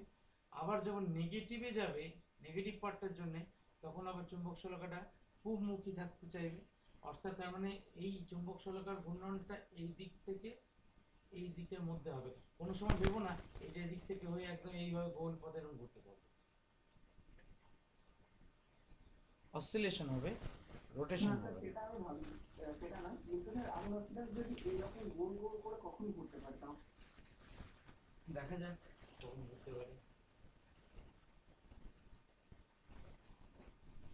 স্যার আপনি যদি প্রিন্সিপালটি যদি কম হয় তাহলে এরকম হবে, মানে এরকম করে ঘুরবে, ফ্রিকোয়েন্সি বেশি হয় তাহলে কি হয়? তাহলে ওই চুম্বক শলাকাটার ইনার্শিয়াটা এতটাই বেশি হবে, মানে মানে ওর সাপেক্ষে অত তাড়াতাড়ি ও নড়তে পারবে না, ফলে ও স্থির অবস্থায় থাকবে। এবং এই ধরনের পরীক্ষা, বিভিন্ন রকম পরীক্ষা আমরা করে দেখেওছি যে ধরো একটা সলিনয়েডের মধ্যে এসি কারেন্ট পাঠানো হয়েছে এবং এসি কারেন্টের ফ্রিকোয়েন্সিটা অত্যন্ত কম, হয়তো 1 হার্জ ফ্রিকোয়েন্সি, মানে সেকেন্ডে একবার অল্টারনেট করছে। তাহলে তার সামনে আমি যদি কোনো একটা ম্যাগনেটিক মেটেরিয়াল রাখি, সেটা দেখবো একবার অ্যাট্রাক্টেড হচ্ছে, একবার হচ্ছে না, একবার হচ্ছে, একবার হচ্ছে না, এরকম। হ্যাঁ, এইবার বা একবার একটা যদি ম্যাগনেটকে রাখি, তাহলে একবার অ্যাট্রাক্টেড হচ্ছে, একবার রিপেলড হচ্ছে, একবার অ্যাট্রাক্টেড হচ্ছে, একবার রিপেলড হচ্ছে, অর্থাৎ অল্টারনেটিং একটা ফোর্স এরকম কাজ করছে। এইবার যদি আমি আস্তে আস্তে ফ্রিকোয়েন্সিটাকে বাড়াই, 1 hertz, 2 hertz, 5 hertz, 10 hertz, 50 hertz, এইভাবে যদি বাড়াই, একটা সময় আসবে দেখবো যে ও আর দোলা বন্ধ করে দিয়েছে। কেন বন্ধ করে দিয়েছে? Because it can't move so fast, তার একটা ইনার্শিয়া আছে। সে কিন্তু অত তাড়াতাড়ি নিজের ডিরেকশন অফ মোশন কিন্তু রিভার করতে পারছে না, সেই জন্য সে স্থির অবস্থায় থাকবে। আমরা যে বিষয়টাতে ঢুকবো সেটা হচ্ছে, এরপরে আমরা পড়বো হচ্ছে Fleming's left hand rule. Fleming's left hand rule. Sir hmm. Sir বলতে ওই রাইট হ্যান্ড গ্রাস রুলটা কি পরে পড়াবেন? রাইট হ্যান্ড গ্রাস রুলটা রাইট হ্যান্ড গ্রিপ রুল নাকি? হ্যাঁ স্যার, ডান হস্ত মুষ্টি নিয়ম। ও, আমাদের গ্রাস দিয়েছে। গ্রাফ বানান কি দিয়েছে? না স্যার হলো গ্র্যাপ, গ্র্যাপ। ও গ্রাস্প। অ্যাকচুয়ালি ডানহস্ত মুষ্টি নিয়মটা বলতে পারি, সেটা হচ্ছে চৌম্বক বলরেখার অভিমুখটা বোঝানোর জন্য ওটা বলা হয়। ঠিক আছে, ওটা বলে দেব। আগে ফ্লেমিংস লেফট হ্যান্ড রুলটা বলে নিই। সেটা হচ্ছে স্যার চৌম্বক বলরেখা মানে কি? চৌম্বক বলরেখা মানে কি? প্রশ্নটা কি করলে জানো, বুঝতে পারলাম না। হ্যাঁ হ্যাঁ হ্যাঁ, চৌম্বক বলরেখা। চৌম্বক বলরেখা হচ্ছে একটা কাল্পনিক রেখা। কাল্পনিক রেখা কোনো একটা চৌম্বকের কাছে যদি একটা কেবলমাত্র সিঙ্গেল নর্থ পোলকে নিয়ে আসা হয়, সেই নর্থ পোলটা যে দিকে বল অনুভব করবে সেইটাই হচ্ছে, তার অভিমুখটাই হচ্ছে চুম্বক বলরেখার অভিমুখ, সেই বিন্দুতে বা সেই স্থানে। কিন্তু স্যার এটা তো একদম মানে যাচ্ছেটা লেভেলের ইমাজিনেশন, আর একটা নর্থ পোলকে আমি আনবো কি করে?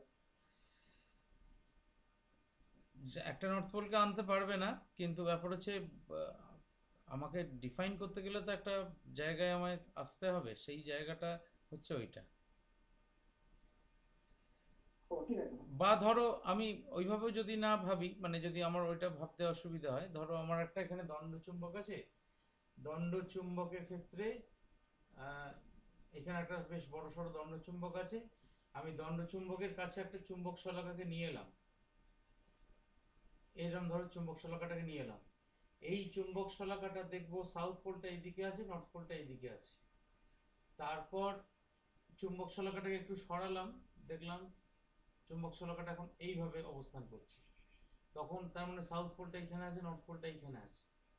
তাহলে তারপরে এই তার মানে স্যার আমরা যেটা করেছিলাম যে ওই একটা পোল থেকে আর একটা পোলে যে রেখাগুলো যায় ওইগুলোকে কি বলরেখা বলছে? হ্যাঁ, তোমার এইরকম থাকবে। তার মানে আমি যদি ধরো এই পয়েন্ট, এই পয়েন্ট, এই পয়েন্ট, এই পয়েন্ট, এই পয়েন্ট, এই পয়েন্ট, এই পয়েন্টগুলোকে যদি জুড়ে দিই, তাহলে কিরকম একটা ছবি পাবো না, এইদিকে নর্থ পোল, এদিকে সাউথ পোল, তাহলে এরকম জুড়লে একটা এরকম ছবি পাবো, এবং which is directed from north two south, এইভাবে। তা ব্যাপার হচ্ছে এই স্যার এইভাবে যদি কন্টিনিউয়াসলি দূরত্বটা আমি বাড়াই শলাকার থেকে দণ্ডচুম্বকের, হুম, কন্টিনিউয়াসলি তাহলে দূরত্ব বাড়াইয়ে বাড়িয়ে যদি তাহলে যাই আবার আবার একটা রেখা পাবো, তাহলে তাহলে আবার একটা রেখা পাবো এরকম। তার মানে হ্যাঁ মানে থিওরিটিক্যালি দেয়ার এক আর জায়গায় গিয়ে ইনফাইনাইট। পুরো থেমে যাবে, মানে আর রেখা পাবো না। হ্যাঁ, কি বলছো? মানে এক জায়গায় গিয়ে পুরো অতটাকে বল প্রয়োগ করতে পারবে না যে শলাকাটা তখন নড়ে যাবে। ফলে তো থিওরিটিক্যাল তখন শলাকাটা কোনো রকম নরম টরম ঘটবে না, তাহলে তখন আমি রেখা পাবো না, মানে অদূর পর্যন্তই তোর বল প্রযুক্ত হচ্ছে।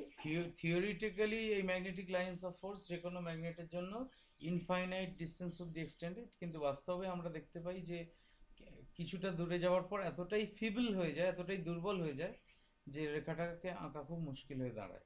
কিন্তু থিওরিটিক্যালি স্যার তাহলে কি আমরা মানে হ্যাঁ, বাড়াতে পারি এটাকে? মানে ধরুন একটা রেখা মানে আমি তো আপনার ইয়েতে রাখলাম, একটা নির্দিষ্ট টেম্পারেচারে রাখলাম, পরবর্তীকালে টেম্পারেচারটা বাড়ালাম, দেখলাম হয়তো চুম্বকত্বটা কমে গেল, দিয়ে রেখাগুলো মানটা খানিক কমে গেল, আবার টেম্পারেচারটা কমালাম তখন আর একরকম পেলাম, কিংবা আমি এক জায়গায় শূন্য স্থানে রাখলাম তখন একরকম পেলাম, অন্য কোনো একটা মাধ্যমে রাখলাম আর একরকম পেলাম, মানে এরকম মাধ্যম কিংবা তাপমাত্রা এগুলো পরিবর্তন করলে কি এগুলো পরিবর্তন হবে?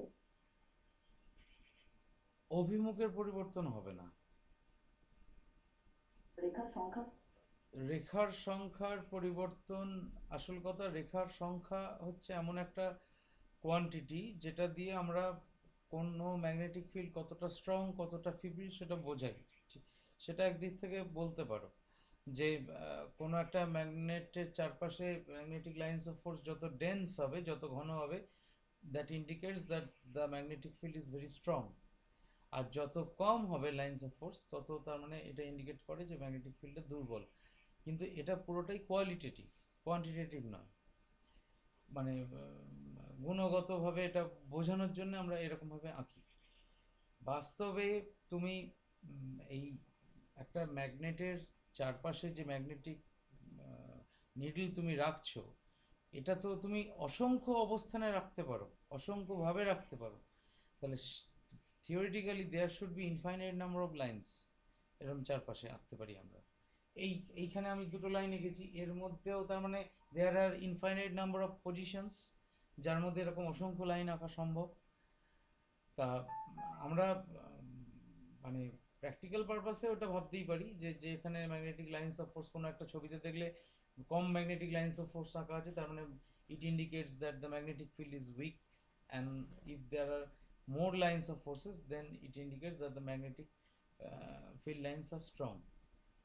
কিন্তু স্যার আমরা এরকম করে কোয়ান্টিটি দিয়ে মাপার থেকে আমার মনে হয় যে লাইন পর্যন্ত মানে যতদূর পর্যন্ত আমি চুম্বক শলাকাটাকে নড়াতে পারছি সেই আপনার ইয়েটা ততটা স্ট্রং হবে।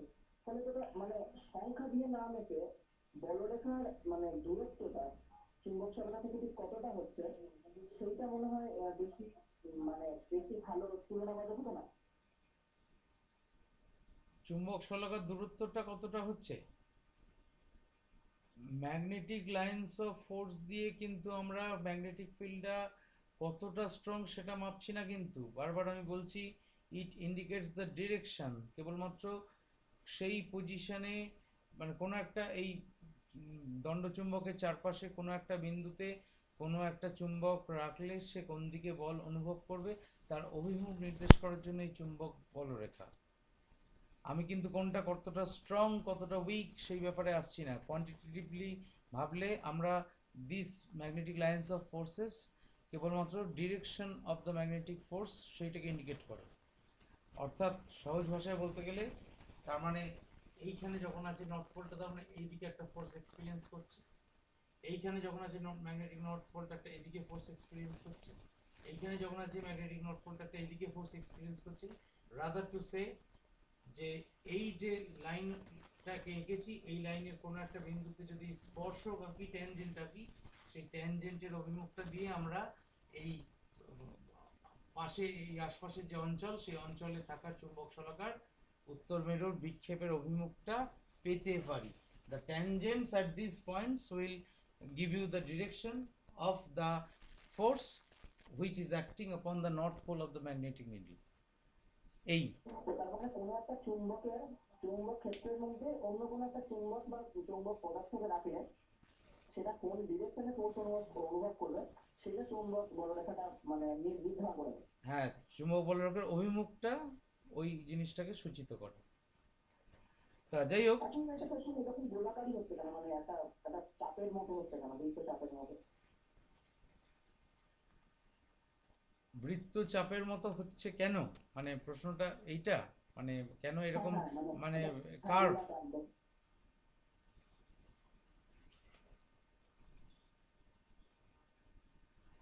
এইটা ভালো করে যদি বুঝতে চাও তাহলে একটা সিঙ্গেল নর্থ পোলকে তোমাকে মনে মনে কল্পনা করতেই হবে।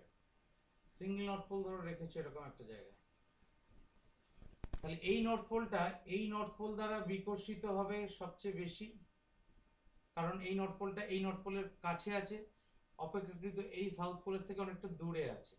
তাহলে এর অ্যাট্রাকশনটা এই সাউথ পোলের যে আকর্ষণটা সেটা তুলনামূলকভাবে কম, এই নর্থ পোলের বিকর্ষণটা তুলনামূলকভাবে বেশি।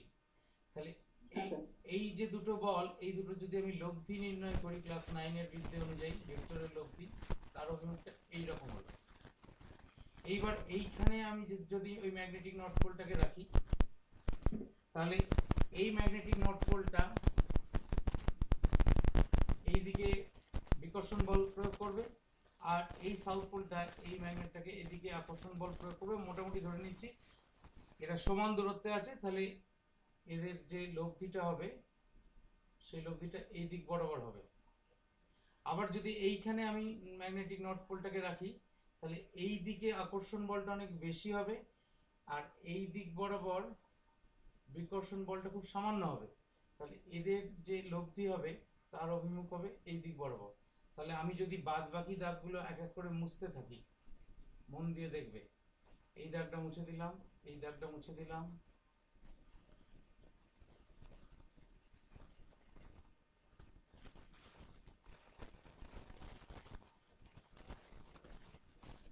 একই ভূমির উপর তিনটে সমান মানে ত্রিভুজ চালিয়ে যায়।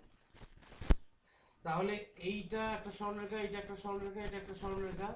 তাহলে এই সরলরেখাগুলো স্পর্শক হবে কোন কাল্পনিক রেখার উপর? তাহলে আমি যদি কাল্পনিক রেখাটাকে এরকম ভাবে আঁকি তাহলে দেখো এই বিন্দুতে এটা স্পর্শক, এই বিন্দুতে এটা স্পর্শক, এই বিন্দুতে এটা স্পর্শক,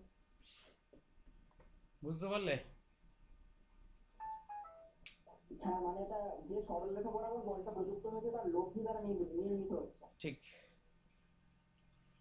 বেশ, আমাকে মুষ্টি নিয়ম অবধি পৌঁছতে দাও। ঠিক আছে। একটু আগেই আমরা আলোচনা করেছিলাম যে তড়িৎ প্রবাহী তার, তড়িৎ প্রবাহ যে তারের মধ্যে দিয়ে হচ্ছে, সেই তারের চারধারে একটা চুম্বক ক্ষেত্র সৃষ্টি হচ্ছে, ম্যাগনেটিক ফিল্ড তৈরি হচ্ছে, তাই জন্যই ম্যাগনেটিক নিডলটা ডিফ্লেক্টেড হচ্ছে। তাহলে নিশ্চয়ই ওই তড়িৎবাহী তারের চারপাশে একটা চুম্বক বলরেখার অস্তিত্ব আছে। সেই চুম্বক বলরেখাটা কীরকম না কনসেন্ট্রিক সার্কেলের মতো, বা বাংলায় বলা যেতে পারে সমকেন্দ্রীয় বৃত্তের মতো। তাহলে আমি যদি ছবি আঁকার চেষ্টা করে দেখি,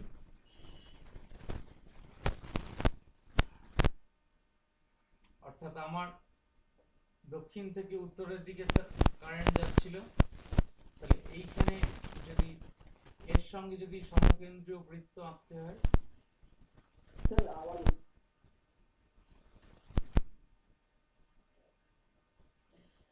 সমকেন্দ্রীয় বৃত্ত যদি আঁকতে হয় এরকম ধরনের হবে, এবং বুঝতে পারছো এই সমকেন্দ্রীয় বৃত্তটা তারের মধ্যে দিয়ে যে কারেন্ট যাচ্ছে তার সঙ্গে লম্ব হবে। অর্থাৎ তার অভিমুখ কি হবে না ডান হস্ত মুষ্টি নিয়ম দিয়ে এই অভিমুখটাকে শেখানো হয়, মানে মনে রাখার সুবিধের জন্য। আমি তার মানে আমি যদি আমার ডান হাতটাকে মুঠো করে আমার বুড়ো আঙুলটাকে এই যেদিকে কারেন্ট ফ্লো করছে সেই ডিরেকশনে যদি রাখি, দিয়ে আমার হাতটাকে আঙুলগুলোকে এইভাবে কার্ল করি, বাঁকাই, তাহলে আমার দেখো উপরের দিকটা এই ডিরেকশনে, মানে ম্যাগনেটিক ফিল্ড লাইন্সের ডিরেকশনটা উপরের দিকে এই রকম হতে চাইছে, আর তলার দিকে ঠিক উল্টো হতে চাইছে। ভালো করে ভাবো,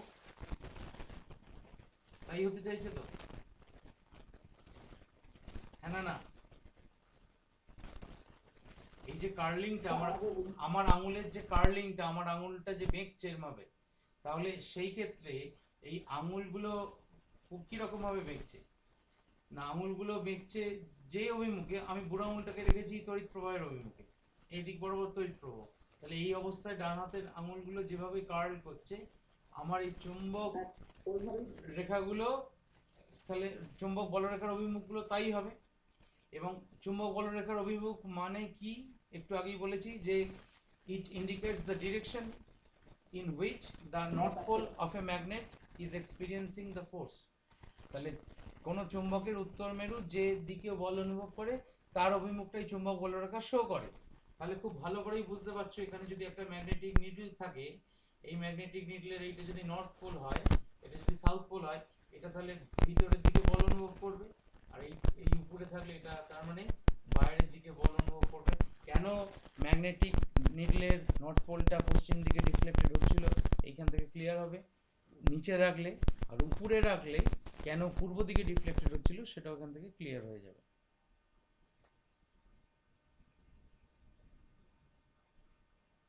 আবার যদি উল্টো দিকে কারেন্ট পাঠাতাম তখন কিন্তু ম্যাগনেটিক লাইন্স অফ ফোর্স গুলোর ডিরেকশন পাল্টে যেত, অর্থাৎ এই রকম হয়ে যেত। তখন কিন্তু নিচে চুম্বক শলাকা রাখলে সেই চুম্বক শলাকার অভিমুখ কিন্তু উত্তর মেরুটা তখন পূর্ব দিকে ঘুরতো, পশ্চিম দিকে ঘুরতো না। এই হচ্ছে মুষ্টি নিয়ম। হ্যাঁ, যখন কারেন্টটা সাউথ পোল থেকে নর্থ পোলের দিকে যাচ্ছে তখন যে সাউথ পোল মানে সাউদার্ন ডিরেকশন থেকে নর্দার্ন ডিরেকশনের দিকে যাচ্ছে বলো, সাউথ পোল বলো না। হ্যাঁ, তাহলে এই যে তার সঙ্গে সমকোণে থাকা যে চুম্বক বলরেখাগুলো এঁকেছে সেগুলোর মধ্যে দিয়ে তড়িৎ প্রবাহটা কেন হচ্ছে, মানে যে যেটা ছবিটা এঁকেছে একটা সরলরেখার মতো এইটাকে ব্যাস ধরে তার বৃত্তগুলো হতো না, কেন হয় না? এটা তো তুমি ইনফাইনাইটলি লং তার ভাবো প্রথম কথা, এটা কোথা থেকে শুরু কোথা থেকে শেষ আমরা জানি না। তাহলে তুমি ব্যাস কতটাকে নেবে, বুঝতে পারলে বিক্রম কি বলছি? হ্যাঁ স্যার, কিন্তু আপনি যেরকম ছোট্ট একটা চুম্বক দণ্ডটা নিয়েছিলেন সেই দণ্ডের নর্থ পোল থেকে সাউথ পোলের মধ্যে একটা বড়রেখা এঁকেছিলেন, হ্যাঁ, কিন্তু এক্ষেত্রে তো সেরকম তো দেখাচ্ছে না, এক্ষেত্রে এই নর্থ পোল আর সাউথ সাউথটা পোল কিন্তু, মানে নর্থ আর সাউথ পোলের হ্যাঁ দিকে আছে, আর এখানে তার সঙ্গে এইখানে পরে করলে মানে এইখানে অ্যাটাচ করলে এইটা অবস্থা। ওরে বাবা, এখানে তো কোনো এরকম দণ্ডচুম্বক আছে কি আসলে? এটা কি কোনো দণ্ডচুম্বক? এটা কি এরকম দণ্ডচুম্বক কি? তা তো নয়। এটা তো কারেন্ট ফ্লো করছে এর মধ্যে দিয়ে। আর দ্বিতীয় কথা হচ্ছে যে তড়িৎ প্রবাহের অভিমুখের সঙ্গে কেন উদ্ভূত চুম্বক ক্ষেত্রের অভিমুখটা পারপেন্ডিকুলার হচ্ছে, সেটা লরেন্জ ফোর্স ইকুয়েশন থেকে পাওয়া যায় বাবা। সেটা আমি আনতে চাইছি না আলোচনায়। কিউ ভি ক্রস বি করলে ভি এর অভিমুখ আর বি এর অভিমুখ পরস্পর পারপেন্ডিকুলার হয়, তখন এফটা তাদের সঙ্গে পারপেন্ডিকুলার হয়। আমি সেই জায়গাটায় ঢুকতে চাইছি না। শুধু শুধু জটিলতা বাড়বে ম্যাথামেটিক্স। আমার মানে অনেক সময় এমনি সাধারণ যুক্তি দিয়ে আমরা বুঝতে পারবো না, তখন অঙ্ক কষতে হবে, সেই অঙ্কটা আরও জটিল থেকে জটিলতর হবে। সুতরাং দরকার নেই। মাধ্যমিক স্তরটা মূলত অঙ্ক আছে ঠিকই, কিন্তু মূলত আমরা সেই জায়গাতেই আমাদের চিন্তাভাবনা সীমাবদ্ধ রাখবো, যেটা আমরা দেখতে পাবো, আমরা বুঝতে পারবো, আমরা ফিল করতে পারবো। কাল্পনিক জায়গা হয়তো প্রবেশ করতে হয় সময় সময়, কিন্তু সেটা যতটা পারা যায় কম রাখা হয়।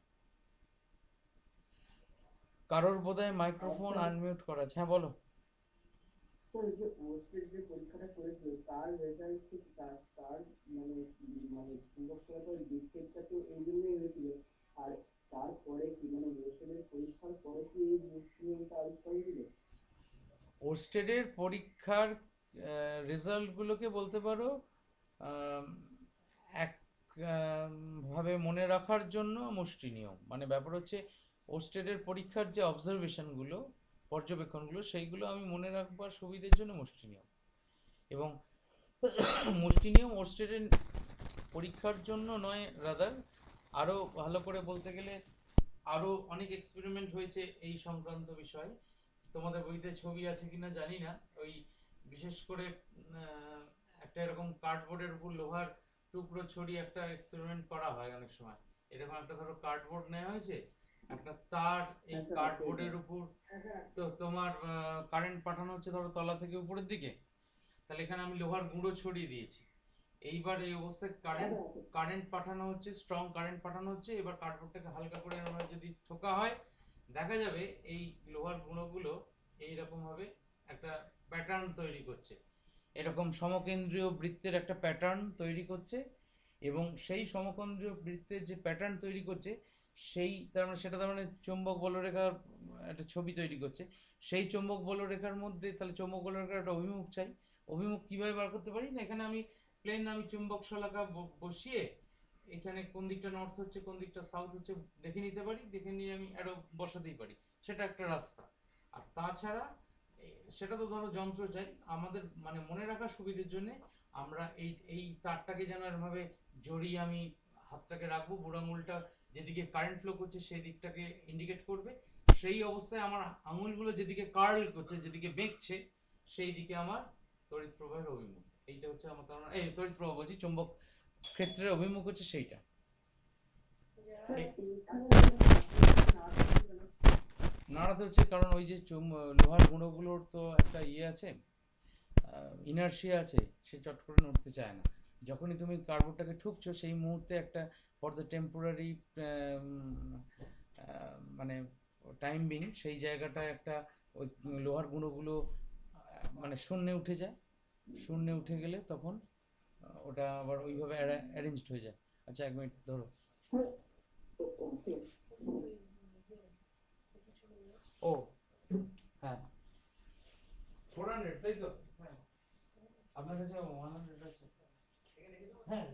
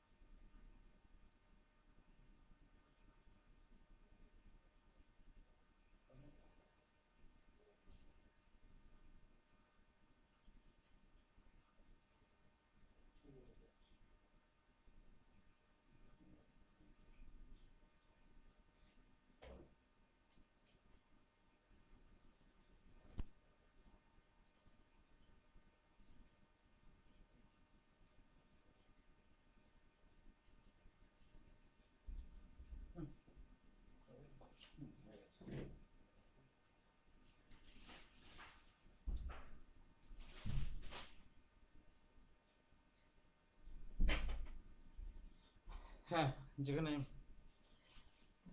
ছিলাম, কেউ কিছু প্রশ্ন করছিলে এটা নিয়ে? হ্যাঁ বলছি তো, হ্যাঁ বলো। দুটো করে দেবো, একটু সময় লাগবে। বলে ফেলো তারপর কার সঙ্গে। হ্যাঁ স্যার, বলছিলাম যে আপনি বললেন যে ওই কার্ডবোর্ডটাকে যদি হালকা করে নড়িয়ে দিই তাহলে ওই লোহার টুকরোগুলো খানিকটা আকাশ মানে শূন্যে উঠবে, তাতে খানিকটা নড়ার চান্স দিচ্ছে এবং সেটা হ্যাঁ হ্যাঁ, ইনার্শিয়া কম নয়, বলতে পারো কার্ডবোর্ডের উপর থাকার ফলে, কার্ডবোর্ডের উপর থাকা অবস্থায় নড়ার জন্য তো ঘর্ষণ বলটা বেশি কাজ করবে, তারা চট করে নড়তে চাইবে না। তারা যখন শূন্যে লাফিয়ে উঠবে সেই সময় তাদের পক্ষে নড়াটা অনেক সুবিধাজনক হবে, because the friction will be reduced. বুঝতে পেরেছো? আমি যদি এবার এরকম বলি, আপনি বললেন যখন যে এসি কারেন্ট পাঠালে ওই চুম্বক ফলকটা এত তাড়াতাড়ি মানে ফ্রিকোয়েন্সি বেশি হয়, এত তাড়াতাড়ি নড়বে, মানে নড়তে মানে নড়ার কথা যে সেটা নড়বেই না, আমি কি তখন ওইখানে একটু আঙুল দিয়ে নড়িয়ে দিই তাহলে একটু নড়বে না? ওরে বাবা, আঙুল দিয়ে যদি নড়িয়ে দাও সেটা তো একটা নির্দিষ্ট অভিমুখে নড়াবে, আর চুম্বক শলাকার উপর এসি কারেন্ট তো ঠিক বিপরীতমুখী বল, মুহূর্তে মুহূর্তে তার বলের অভিমুখ পাল্টাচ্ছে, তুমি অত তাড়াতাড়ি আঙুল দিয়ে তাকে নড়াতে পারবে? না স্যার, আমি বলছি যে আমি আলতো করে একবার টাচ করে দেবো। টাচ করলে কিন্তু সেটা তো একটা নির্দিষ্ট অভিমুখে। স্যার বিক্রমটা করে দেখি যে না, বিক্রম খেয়ে দেওয়া না না, তুমি তো এসির ক্ষেত্রে ব্যাপারটা তো ঠিক বিপরীতমুখী হচ্ছে তো সবসময় প্রযুক্ত বলটা, মুহূর্তে মুহূর্তে তো তার অভিমুখ পাল্টাচ্ছে। কেন নড়তে পারছে না ইনার্শিয়ার জন্য বলছি, যে একবার বাঁদিকে বল অনুভব করছে, পর মুহূর্তে ডান দিকে বল অনুভব করছে। তা ব্যাপারটা হচ্ছে যে এই একবার বাঁদিকে বল অনুভব করছে, পর মুহূর্তে ডান দিকে বল অনুভব করছে, তা এত তাড়াতাড়ি সে বাঁদিক ডান দিক করতে পারবে না। হ্যাঁ সেটা আমার একটা এসি কারেন্টের ক্ষেত্রে হবে, তাই তো? হ্যাঁ, এসির ক্ষেত্রে এই জিনিসটাই হবে। ধরো তোমাকে, তোমার বাঁদিকে একটা লাল আলো যাচ্ছে, ডান দিকে একটা নীল আলো আছে, আমি বলবো যখন লাল আলোটা জ্বলবে তুমি লাল আলোর দিকে ঘাড় ঘুরিয়ে তাকাবে, নিজেকে ঘোরাবে না। যখন ডান দিকে নীল আলো জ্বলবে তখন সেই দিকে ঘাড় ঘোরাবে। এবার লাল আলো জ্বলছে, নীল আলো জ্বলছে, তুমি ঘাড় ঘোরাচ্ছ, এবার যদি আমি খুব দ্রুত লাল নীল করতে থাকি, তাহলে তুমি কত দ্রুত ঘাড় ঘোরাবে? তারপর একটা সময় আসবে তোমার মানে ঘাড়টা আর ঘোরাবার মতো সময় পাচ্ছ না, তার আগেই কিন্তু পরিবর্তন হয়ে যাচ্ছে। তাহলে সেই জায়গায় তোমার মাথাটা তখন মাঝখানে সেন্ট্রাল পজিশনে ফিক্সড হয়ে যাবে, অ্যাজ ইফ। স্যার বলছি যে, হ্যাঁ স্যার বলছি যে এটা কি অন্তরিত তাদের ক্ষেত্রে সম্ভব, মানে একদম কোটিং দেওয়া আছে কিন্তু মানে কোটিং খুলছি না, তাহলে কি আমাকে অনেকটা দিতে হবে, মানে আপনার ইলেকট্রিক কি বলবো আর কি, ভোল্ট অনেকটা দিতে হবে, ভোল্টেজ? বলো, কারেন্ট অনেকটা দিতে হবে? হ্যাঁ হ্যাঁ ওরকম। অন্তরিত তারের সঙ্গে কোনো সম্পর্ক নেই এই ক্ষেত্রে, অন্তরিত থাক আর না থাক, প্রথমেই বলেছিলাম। এমনকি আমরা অন্তরিত, এই ক্ষেত্রে এই যে এক্সপেরিমেন্টটা দেখিয়েছি ছবি এঁকে, এই ক্ষেত্রে অন্তরিত হবার মানে দরকার নেই, অন্তরিত করবার দরকার নেই ঠিকই, কিন্তু আমরা এই ম্যাগনেটের এই প্রপার্টিটাকে বা এই ইলেকট্রিক কারেন্টের বা তড়িৎবাহী তারের এই প্রপার্টিটাকে যখন আমরা ফ্রুটফুল পারপাসে ব্যবহার করব, অর্থাৎ আর্মেচার তৈরি করব, মোটর তৈরি করব, ইত্যাদি তৈরি করব, তখন কিন্তু এই অন্তরিত করার ছাড়া আমার কোনো আর রাস্তা নেই, মানে ইনসুলেশন চাই। কারণ ধরো তুমি একটা জায়গায় একটা, তোমরা তো ছোটোবেলা থেকেই তড়িৎচুম্বক পড়ে এসছো, তড়িৎচুম্বকের ক্ষেত্রে সলিনয়েড বলে একটা শেপ, ম্যাগনেটিক একটা জিওমেট্রিক শেপ আমায় তৈরি করতে হয় তার পেঁচিয়ে। তাহলে সেই সলিনয়েড জানো না, স্প্রিংয়ের মতো দেখতে হয়। হ্যাঁ, তো সেই সলিনয়েড যখন আমরা তৈরি করি তখন যত ঘন তার জড়াতে পারবো তত আমার ম্যাগনেটটা স্ট্রং হয়, এটাই লক্ষ্য করা গেছে, মানে এটাই পরীক্ষিত সত্য। হ্যাঁ, অন্তরিত তার দিয়ে যদি না তৈরি করো তাহলে তো কারেন্ট অত কষ্ট করে অত পাক ঘুরে কেন এ প্রান্ত থেকে ও প্রান্তে গিয়ে পৌঁছবে, ও তো একটা থেকে আরেকটা, হ্যাঁ, কন্ট্যাক্ট পেয়ে গেল, একটা থেকে আরেকটা, আরেকটা থেকে আরেকটা, আরেকটা থেকে আরেকটা, পর পর পর চলে গেল, তার পক্ষে অনেক সুবিধা হলো। সে অত ঘুর মানে পথে গোল করে ঘুরতে ঘুরতে ঘুরতে ঘুরতে কেন যেতে যাবে? হ্যাঁ, তা সুতরাং অন্তরিত তার ছাড়া গতি নেই। এই যে যে কোনো মোটর, আমাদের বাড়িতে যে সিলিং ফ্যান আছে, তার পাখার ভিতরে যে লাল রঙের একটা তার দিয়ে আর্মেচার বাঁধা থাকে, বা আমাদের বাড়িতে যে ইলেকট্রিক টিউব আছে তার যে ভেতরে চোখ থাকে, চোখের যে কয়েল আছে সেইখানেও যে কয়েলের যে তার থাকে, যে কোনো এরকম কয়েলের তার মানেই হচ্ছে অন্তরিত। কিন্তু সেই অন্তরণটা অনেক সময় বোঝা যায় না, ইনসুলেশনটা বোঝা যায় না। একটা ওরা এনামেল জাতীয় এক ধরনের পদার্থ তারের গায়ে, তামার তারের গায়ে লাগিয়ে দেয়, তার রংটাও আবার তামার মতোই, তাই জন্য মনে হয় যেন নেকেড তাহলে মানে ওই নেকেড ফ্যানে যে কয়েলগুলো ইউজ করা হয় ওটা কিন্তু দেখে বোঝা যায় না, পুরো মনে হয় যে মানে অন্তরিত নেই, অন্তরটা ছাড়া নাই আর কি। হ্যাঁ সেই, ওখানে কি জায়গাটা থাকে ওরকম হ্যাঁ একটা হ্যাঁ অন্তর। হ্যাঁ হ্যাঁ একদম। এবং এনামেল কোটিং করা থাকে, ওই এনামেল কোটিংটাই অন্তরকের কাজ করে। কারণ তুমি যদি মনে করো ওখানে মোটা প্লাস্টিকের কোটিং দেবে, যেরকম মানে বাইরে যে তার আমরা ব্যবহার করি সেই তারে যেরকম প্লাস্টিক কোটিং দেওয়া থাকে, তাহলে প্রথম কথা হচ্ছে জড়ান কম জড়াতে পারবো, অর্থাৎ অত সরু তার তুমি যত বেশি জড়াতে পারবে, যত বেশি পাক জড়াতে পারবে, ওই রকম প্লাস্টিক কোটিং দেওয়া তার অত পাক জড়াতে পারবে না, মোটা হয়ে যাবে। দ্বিতীয় কথা, ভারী হয়ে যাবে, তার ইনার্শিয়া বেড়ে যাবে। সুতরাং আমাকে এই কয়েল জড়ানোর জন্য ওই রকম রং করা এনামেল কোটিং করা তার ছাড়া উপায় নেই। স্যার একটা দুটো কোশ্চেন ছিল, তারপর একটা একটা কথা বলবো। দুটো কোশ্চেনটা হচ্ছে, প্রথম এই আপনার এখানে যে বোর্ড এখন ছবিটা আঁকা রয়েছে, ওখানে আমি যদি কার্ডবোর্ডের উপর যদি আমি লোহার গুঁড়োগুলো না ফেলে রেখে, আমরা প্রথমে আমার ওই প্রণামটা ঘুরিয়ে দিলাম, তারপর আমি উপর থেকে আস্তে আস্তে ছড়িয়ে দিচ্ছি, মানে একদম ক্রিম যেভাবে কেকের উপর লাগায় ওরকম করে আমি উপর থেকে গুঁড়ো গুঁড়ো মতো করে ছড়িয়ে দিচ্ছি, তাহলে কি ওটা একদম তলাতে কার্ডবোর্ডের উপর না পড়ে ওই হাওয়াতেই ঘুরতে থাকবে? না, তা কেন? নেই না, তাহলে তো আমি যখন যখন ছুটে হাওয়াতে উঠিয়ে দিচ্ছি তখন কেন ঘুরতে লাগবে? আর হাওয়াতে ওঠালে তবেই তো ঘুরবে। আচ্ছা একটা জিনিস বলো তো, এইখানে তড়িৎ আহ, প্রবাহের জন্য যে চুম্বক বল তৈরি হচ্ছে, চুম্বক ক্ষেত্রটা তৈরি হচ্ছে, তার অভিমুখটা কোন দিকে? এই বোর্ডের সঙ্গে স্পর্শকীয়ভাবে ট্যানজেনশিয়াল, মানে এইভাবে, এইদিকে বা এইদিকে, মোট কথা এই তড়িৎ প্রবাহের অভিমুখের সঙ্গে লম্ব হবে। এই নিয়ে কোনো দ্বিধা নেই তো? না ঠিক আছে। তাহলে তুমি যে যখন গুঁড়োটা ফেলছো, অভিকর্ষ বল তাকে নিচের দিকে টানছে, আর এই যে চুম্বক ক্ষেত্র তৈরি হচ্ছে সেই চুম্বক ক্ষেত্র তাকে এই দিক বরাবর ঠেলছে অথবা এই দিক বরাবর ঠেলছে। তাহলে নিচের দিকে তার পড়াটা আটকাবে কি? এমন তো এখানে কোনো বল তৈরি হচ্ছে যেটা ওই অভিকর্ষ বলের উল্টো দিকে কাজ করছে, প্লবতার মতো, তাকে ভাসিয়ে রেখে দেবে মহাশূন্যে। এরকম মাথায় চিন্তা ভাবনা আসছে কেন? তো তাহলে ও কি পড়ে যাবে, মানে ধরুন আমি ওভাবে বলতে ফেলছি পারো তাহলে ও যেখানে একদম পড়ে, যেখানে চুপ, যেখানে পড়ে আছে সেখানে না পড়ে হয়তো একটু দূরে পড়তে পারে, কিন্তু কার্ডবোর্ডের উপরেই পড়বে। হয়তো মেঝেতে ছড়িয়ে যেতে পারে, কিন্তু পড়বে, তাই সে ভেসে থাকবে না। তো আর স্যার এই ঘটনাটাই, মানে আমি যদি আড়াআড়ি করি, মানে যেভাবে অস্থির পাওয়ার তারটা বানিয়েছিলেন, দিয়ে সেভাবে করে যদি আমি তাহলে ওভাবে কি কোনোভাবে এই পরীক্ষাটা করা যাবে না? কারণ আমি যদি উপর থেকে ফেলে তাহলে কিন্তু পড়েই যাবে। তুমি যেটা বলছো সেটা থিওরিটিক্যালি পসিবল, প্র্যাকটিক্যালি সম্ভব নয়। তুমি কি বলতে চাইছো আমি বুঝতে পেরেছি। সেটা হচ্ছে যে পেনটা কোথায় গেল, পেনটা রেখে চলে এলাম। এক সেকেন্ড।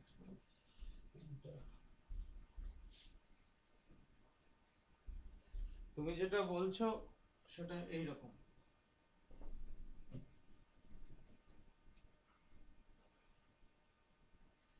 এইরকম কারেন্ট ফ্লো করছে, এর ফলে এই হচ্ছে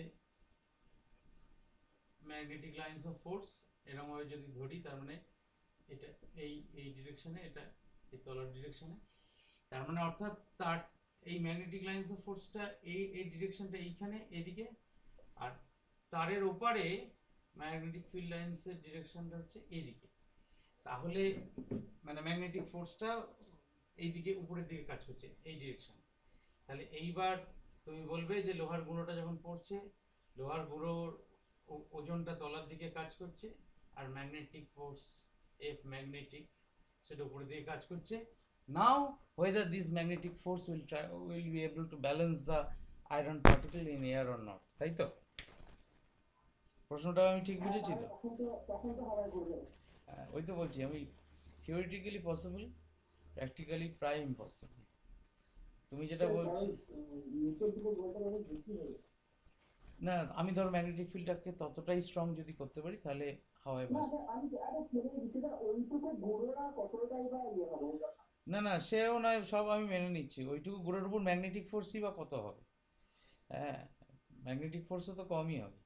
তো ব্যাপার হচ্ছে যে তোমার থিওরিটিক্যালি পসিবল বলছি তো, অসুবিধা নেই, মানে এটাকে ভাসাতে পারবো ওইভাবে, ঠিক আছে?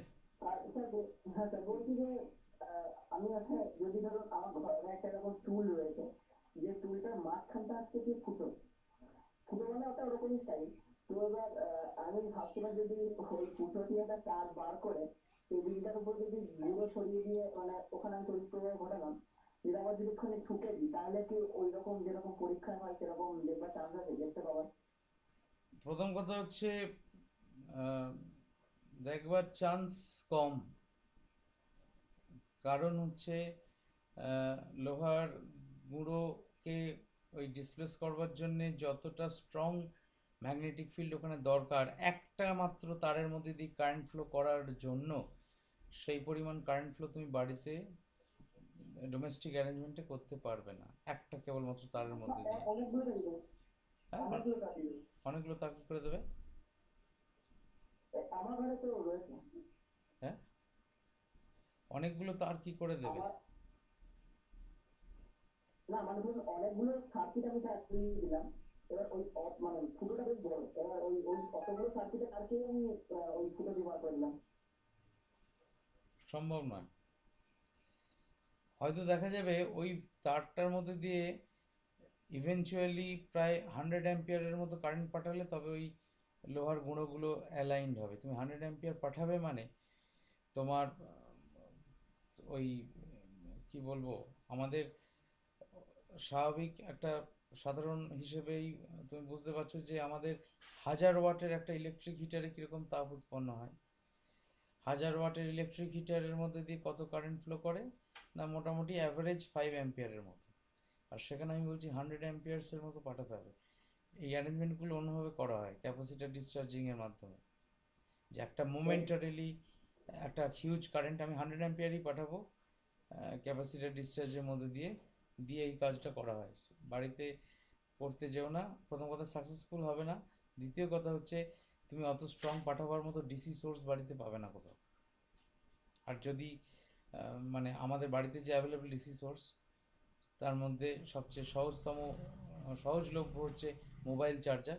মোবাইল চার্জার যদি দুই প্রান্তে এরকম একটা তার দিয়ে জুড়ে দাও, মোবাইল চার্জারটি চিরকালের মতো খারাপ হয়ে যাবে।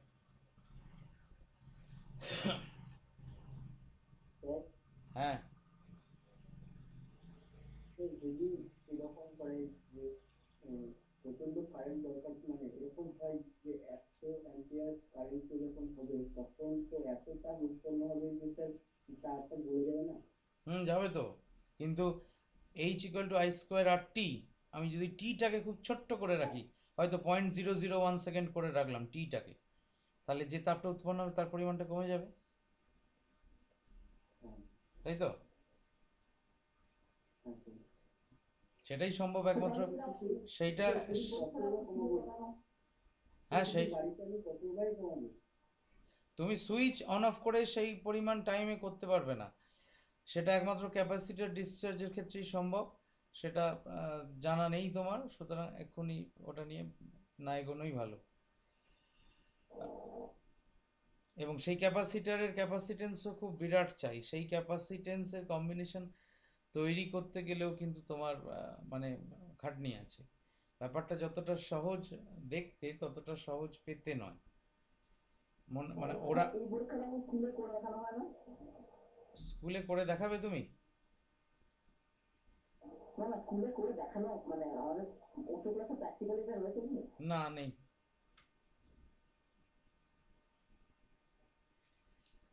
কি সুন্দর লোহা ঘুরে ঘুরে নাচতো স্যার, দেখতেও পাবো না।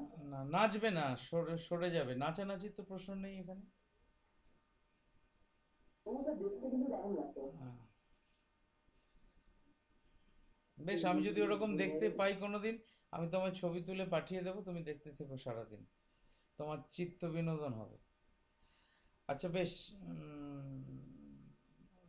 এরপর যে অংশটা আছে সেটা হচ্ছে Fleming's left hand rule. Fleming's left hand রুলটা একটু আলোচনা করি আজকে।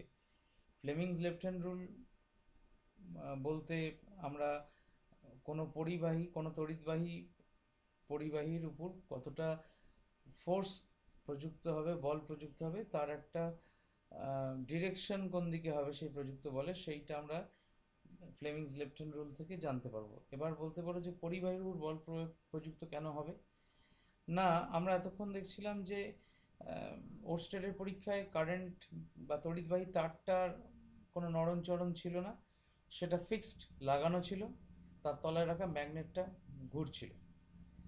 এবার যদি এমন হয় যে আমার এই তড়িৎবাহী তারটা ধরো লুজলি কানেক্টেড, অর্থাৎ সে নড়াচড়া করতে পারে, কাঁপতে পারে, ইত্যাদি ইত্যাদি যা যা করার করতে পারে, কিন্তু তলায় যে ম্যাগনেটটাকে রেখেছি চুম্বক শলাকাটা, চুম্বক শলাকার বদলে একটা বেশ বড় সড়ো স্ট্রং ম্যাগনেট একটা যদি রাখি, তাহলে কি দাঁড়াবে? তাহলে তখন ওই বড় ভারী ম্যাগনেটটা নড়বে না, সেটা তো ফিক্সড, তাহলে তড়িৎবাহী তারটা তখন নড়বে। এবার আসল ঘটনাটা কি না, আসল ঘটনাটা হচ্ছে ওর মধ্যে থাকা মানে তড়িৎ প্রবাহর কারণ বলতে কি বুঝি আমরা না, পজিটিভ চার্জের মোশন বা মোশন অফ পজিটিভ চার্জ, একটা নির্দিষ্ট অভিমুখে পজিটিভ চার্জ যে যাচ্ছে তার মানে তার কারণেই তড়িৎ প্রবাহ হয়।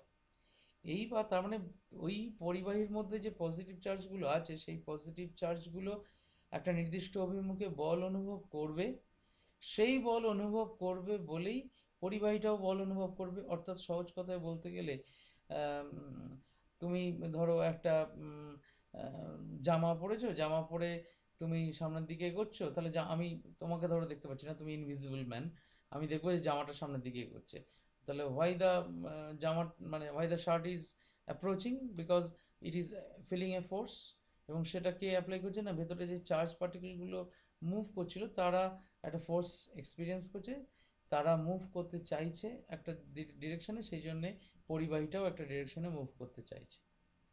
ঘটনাটা বেসিক্যালি তাই। তাহলে সেইটা বোঝার জন্য আমরা মানে কোন ডিরেকশনে হবে সেইটা বোঝার জন্য আমরা বাঁ হাতের তিনটে আঙুল দেখতে পাচ্ছ। বাঁ হাতের তিনটে আঙুলের মধ্যে একটা হচ্ছে এই হচ্ছে বুড়ো আঙুল, একটা হচ্ছে তর্জনী, এইটা হচ্ছে তর্জনী, আর এইটা হচ্ছে মধ্যমা। ইন্ডেক্স ফিঙ্গার, মিডল ফিঙ্গার, আর এইটা হচ্ছে থাম। এই তিনটে আঙুল পরস্পর মিউচুয়ালি পারপেন্ডিকুলার স্ট্রেচ করে রেখেছি। মিউচুয়ালি পারপেন্ডিকুলার স্ট্রেচ করে রাখার অবস্থায় যদি এই ইন্ডেক্স ফিঙ্গার দিয়ে আমরা ম্যাগনেটিক ফিল্ডের ডিরেকশনকে সূচিত করি, মিডল ফিঙ্গার দিয়ে বা মধ্যমা দিয়ে যদি কারেন্ট ফ্লোর ডিরেকশনকে সূচিত করি, দেন দ্য থাম will indicate the direction of force on the conductor. অর্থাৎ এই বুড়ো আঙুলের দিকে পরিবাহীর উপর কোন অভিমুখে বল প্রযুক্ত হবে তার অভিমুখটা আমাকে বলে দেবে এই বৃদ্ধাঙ্গুষ্ঠ বা বুড়ো আঙুল। অর্থাৎ পরিবাহী তো এরকম আছে, বুঝতেই পারছো, এর মধ্যে দিয়ে উপর থেকে তলা দিয়ে কারেন্ট ফ্লো করছে, এই পরিবাহীটা তখন এই বুড়ো আঙুলের দিকে বল অনুভব করবে, মানে এরকম যদি রাখি বুড়ো আঙুলের দিকে এগিয়ে যাবে, বুড়ো আঙুলটা যেদিকে আছে। আশা করি এইটা হচ্ছে স্টেটমেন্ট। এবার এইটাকে আমরা কাজে লাগাই, বলতে পারো বিভিন্ন জায়গায় কাজে লাগানো। বুঝে দেবেন হ্যাঁ বলো। তাহলে ছবিটা একটু বুঝে দেবেন, মানে চুম্বক ক্ষেত্রটা কোথায়, সামনে মানে আমার যেটা প্রথম ফিঙ্গার যেটা, সেটা কিভাবে চুম্বক ক্ষেত্রটাকে দেখাচ্ছে সেটা বুঝতে পারছি না। মানে এই বুড়ো আঙুলের ক্ষেত্রে হ্যাঁ স্যার, মানে তিনটে আঙুল যেভাবে অ্যালাইন আছে সেরকম ভাবে তিনটে ক্ষেত্র কিভাবে আছে সেটা বুঝতে পারছি না। হ্যাঁ, সেটা একটা প্র্যাকটিক্যাল, আচ্ছা, তিনটে রয়েছে একটু ছবিটা। সেটা প্র্যাকটিক্যাল কেস ছাড়া তো আমি বুঝতে পারবো না। আমি তোমাকে এখানে আমি যদি ছবি থাকি সেটা 2 ডাইমেনশনাল ছবি হবে, তার চেয়ে তুমি আমার আঙুলটা দেখতে পাচ্ছ, সেটা তো তোমার চোখের সামনে 3D জিনিস দেখতে পাচ্ছ। এটা কি ক্লিয়ার দেখছো না হাতটা আমার? না, ক্লিয়ার হচ্ছে না, মানে কনসেপ্টটা ক্লিয়ার হচ্ছে।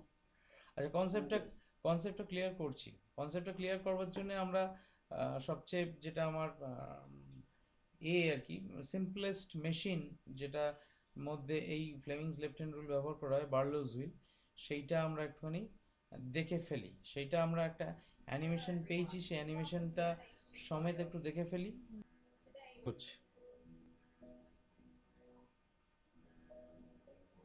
দেখুন মোবাইলটা একদম কমিয়ে দিন না, তাহলে তারা আপনার গলাটা কেমন শুনতে হবে। ঠিক আছে, এই তো দেখতে পাচ্ছ তো।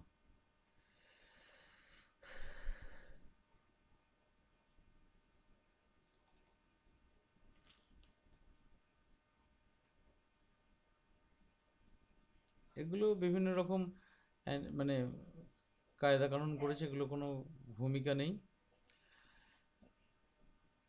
আমরা আমাদের জায়গায়, আমি এটাকে হাত দিচ্ছি না, কারণ এরপরে আমি যদি এখানে ইনস্ট্রাকশন দিতে যাই কোনো হ্যাং করে যেতে পারে।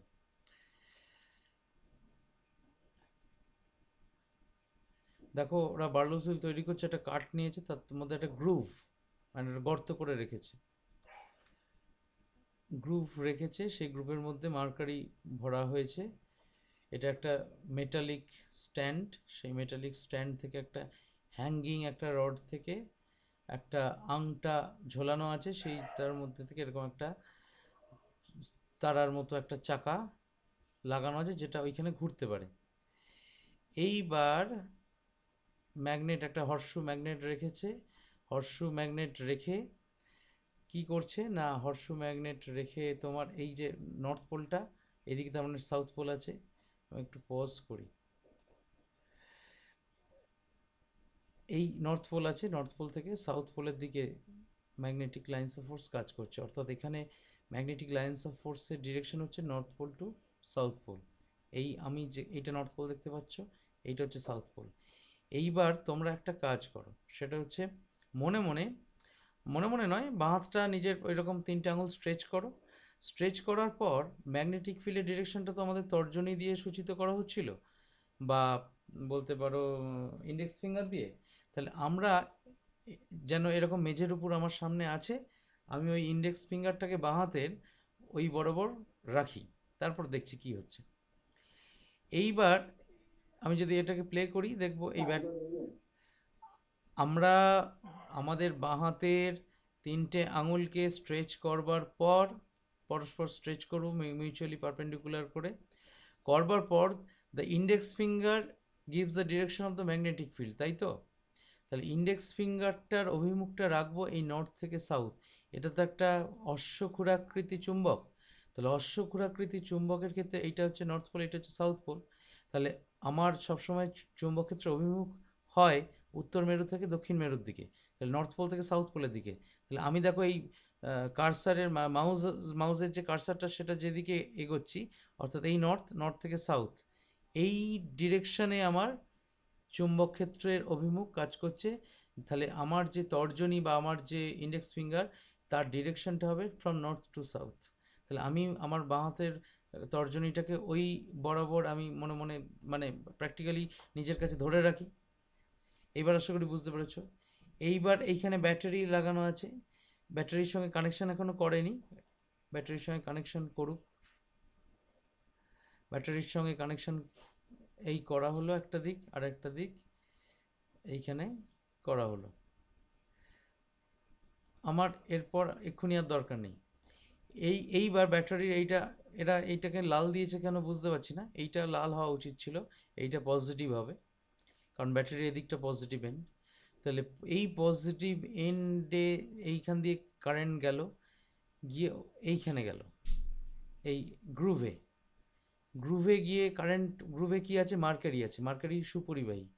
তাহলে সেই মার্কারি দিয়ে কারেন্ট যাওয়ার পর এইখানে যে তোমার এই যে প্লেটটা আছে, প্লেটের একটা দ্বারা এখানে ঠেকে আছে, তার মানে সেই কারেন্টটা এই মেটাল প্লেটে এসে এই উপর দিয়ে সোজা উপরের দিকে এলো। তাহলে কারেন্টের ডিরেকশনটা ইন দিস রিজিয়ান, অর্থাৎ এই যে অংশটা, অর্থাৎ এই ম্যাগনেটিক ফিল্ডের মধ্যে কারেন্ট ফ্লোয়ের ডিরেকশন কোন দিকে না উপরের দিকে, from mercury to the metal plate. এই তারক তারকার মতো মানে তারার মতো কাটা যে মেটাল প্লেটটা, তার দিকে কারেন্ট ফ্লো করছে, অর্থাৎ তলা থেকে উপরের দিকে। তাহলে আমার যেটা মধ্যমা অর্থাৎ যেটা মিডল ফিঙ্গার, তার ডিরেকশন হবে উপরের দিকে। অর্থাৎ হাতটা আমার হাতটা হবে মানে আমার হাতের বাঁ হাতের তর্জনীটা বলেছি এই নর্থ থেকে সাউথের দিকে থাকবে, আর মধ্যমাটা থাকবে উপরের দিকে পয়েন্টেড।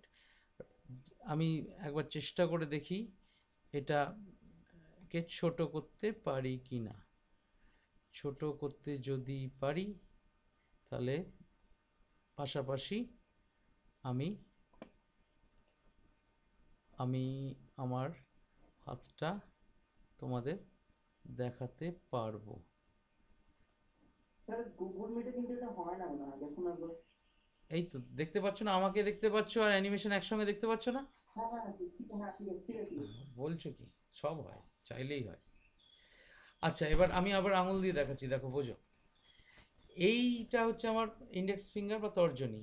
এইটা ওই ছবি অনুযায়ী, অর্থাৎ তোমাদের স্ক্রিনে যে ম্যাগনেটটা রাখা আছে সেই ম্যাগনেট অনুযায়ী আমি ম্যাগনেটের ডিরেকশনে করবার চেষ্টা করছি। ভালো করে মন দাও, দেখো ম্যাগনেটের ডিরেকশন এবার মনে হচ্ছে। অর্থাৎ আমি আমার তর্জনীর অভিমুখটা ওই চুম্বক ক্ষেত্রের যে উত্তর থেকে দক্ষিণ মেরুর অভিমুখ সেই দিকে গেছে। এইবার আমি তোমাদের বললাম কি, এইবার বললাম যে ওই এটা দেখো, অর্থাৎ তড়িৎ প্রবাহের অভিমুখটা দেখো। তড়িৎ প্রবাহের অভিমুখ হচ্ছে এইখান থেকে উপরের দিকে। তাহলে তড়িৎ প্রবাহের অভিমুখ আমার এই মধ্যমাটা দিচ্ছিল। তাহলে আমি এক কাজ করি, এটাকে এইরকমভাবে রেখেই এইটাকে এবার আঙুলটাকে ঘুরিয়ে দিই। আঙুলটাকে ঘুরিয়ে দিলাম। আঙুলটাকে ঘুরিয়ে দেওয়াতে আমার এই চুম্বক ক্ষেত্রের অভিমুখ যেমন তেমনই রইল। এইখানে চুম্বক ক্ষেত্রের অভিমুখ এইখান থেকে এইদিকে, এইখানে চুম্বক ক্ষেত্রের অভিমুখ এই দিক থেকে এদিকে, দেখো সমান্তরাল আছে। তড়িৎ প্রবাহের অভিমুখ উপরের দিকে, আমার এখানে তড়িৎ প্রবাহের অভিমুখ উপরের দিকে। তাহলে আমার এই যে তোমার আঙুলটা, সে কোন দিকে যেতে চাইবে না এই ভেতরের দিকে। তার মানে এই ছবিতে যদি আমি ফিরে আসি, তাহলে এই ডিরেকশনটা হচ্ছে আমার চুম্বক ক্ষেত্রের অভিমুখ, এইটা হচ্ছে তড়িৎ প্রবাহের অভিমুখ। তাহলে এই যে চাকতিটা সেটা একটা বল অনুভব করবে কোন দিকে না এই দিকে, টুয়ার্ডস দিস ডিরেকশন। আমার বুড়ো আঙুল তো তাই ছিল। তাহলে এই জায়গাটা যদি চাকতির উপরে একটা এই অভিমুখে বল অনুভব করে চাকতিটা, তাহলে চাকতিটা কি হবে, এরমভাবে ঘুরতে শুরু করে দেবে। এবং তুমি যদি তড়িৎ প্রবাহের অভিমুখ বদলে দাও তাহলে ঠিক উল্টো দিকে ঘুরবে। এই স্যার বলছি ওই দুটো স্ক্রিন আর রাখা দরকার নেই, যেটা রাখুন ভিডিওটা। হ্যাঁ, সে তো বটেই। এবার ভিডিওটাই দেখিয়ে দিই, দিয়ে আজকে শেষ করবো ক্লাস।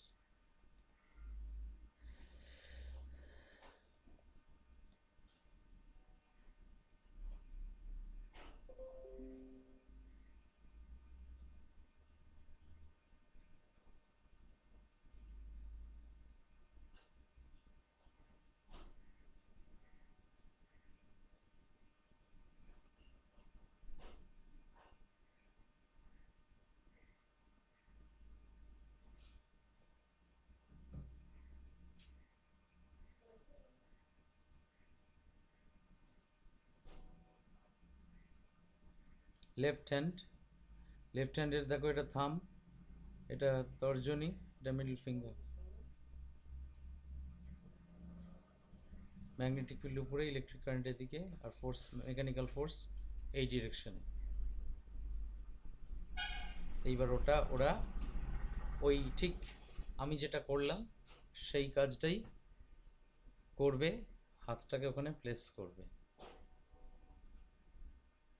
এই যে হাতটাকে প্লেস করেছে, তোমরা দেখতে পাচ্ছ এইটা হচ্ছে ম্যাগনেটিক ফিল্ডের ডিরেকশন। এই যে তর্জনী বরাবর ম্যাগনেটিক ফিল্ড, ইলেকট্রিক কারেন্ট তলা থেকে উপরের দিকে, এই যে মধ্যমা, আর মেকানিক্যাল ফোর্স আমি যেটা বলেছিলাম দেখো বুড়ো আঙুলের দিকে। তাহলে এই যে চাকতিটা তখন এই জায়গাটা একটা বল অনুভব করলে এইরকম ডিরেকশনে ঘুরতে থাকবে।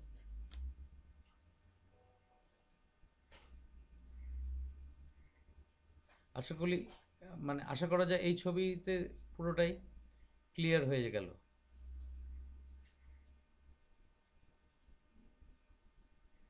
তাই তো? হ্যাঁ স্যার।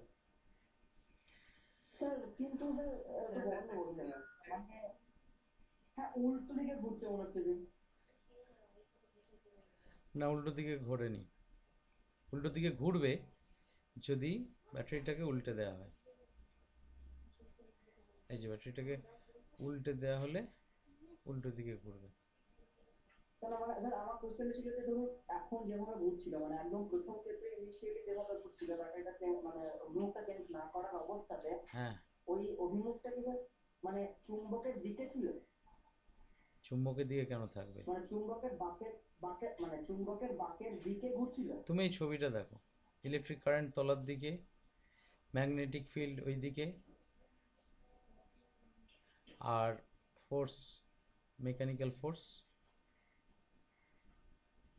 অ্যারোটা উল্টে গেছে কিন্তু। বুড়ো আঙুলটা দেখো আগে ডিরেকশনের উল্টো দিকে, তাহলে এখন কিন্তু উল্টো দিকে ঘুরছে। তুমি যেটা বলছো মনে হচ্ছে উল্টো দিকে ঘুরছে, সেটার কারণটা অন্য। সেটা হচ্ছে যে আমরা অনেক সময় ঘূর্ণনশীল কোনো, দেখবে ফিজেট স্পিনারও যদি জোরে ঘোরানো হয়, যেদিকে ঘুরছে মনে হয় যেন তার উল্টো দিকে ঘুরছে। সেই আমাদের চোখের যে মানে স্যার পারসিস্টেন্স অফ ভিশন, তার জন্য এই ঘটনাটা ঘটে। খুব জোরে যখন কিছু ঘোরে তখন, স্যার হ্যাঁ, স্যার তাহলে প্রথমে অ্যান্টি ক্লকওয়াইজ দিচ্ছিল এখন ক্লকওয়াইজ দিচ্ছে তাই তো? হ্যাঁ, এটাই। এই অ্যানিমেশনটা আশা করি তোমাদের সবটাই পরিষ্কার করে দিয়েছে। আর মানে কোনো দ্বিধা থাকবে না, কারণ মানে 3D অ্যানিমেশন এবং কোডাটাই তোমাদের ক্লিয়ার হয়ে গেছে। এবার এইটা তো সিম্পলেস্ট স্যার মোটর। এটা আপনি দিতে পাঠাতে পারবেন? বেশ, আমি পাঠাবো। আমি তো এই ভিডিওটা তো গোটাটাই পেয়ে যাবে তো। এই ভিডিওটার মধ্যে তো এই না স্যার পার্টটাও এখানে একটু এই, ছাড়া ছাড়া আসছে না, মানে একটু দেখতে একটু মানে আটকে আটকে যাচ্ছে, মানে একটু হ্যাঁ একটু গাদা গাদা হচ্ছে মানে এখানে এটার প্রবলেমের জন্য। আচ্ছা ঠিক আছে, আমি দেখছি সেটা। আমি ওই যদি ওই এটা পাই সেটাও দিয়ে দেবো।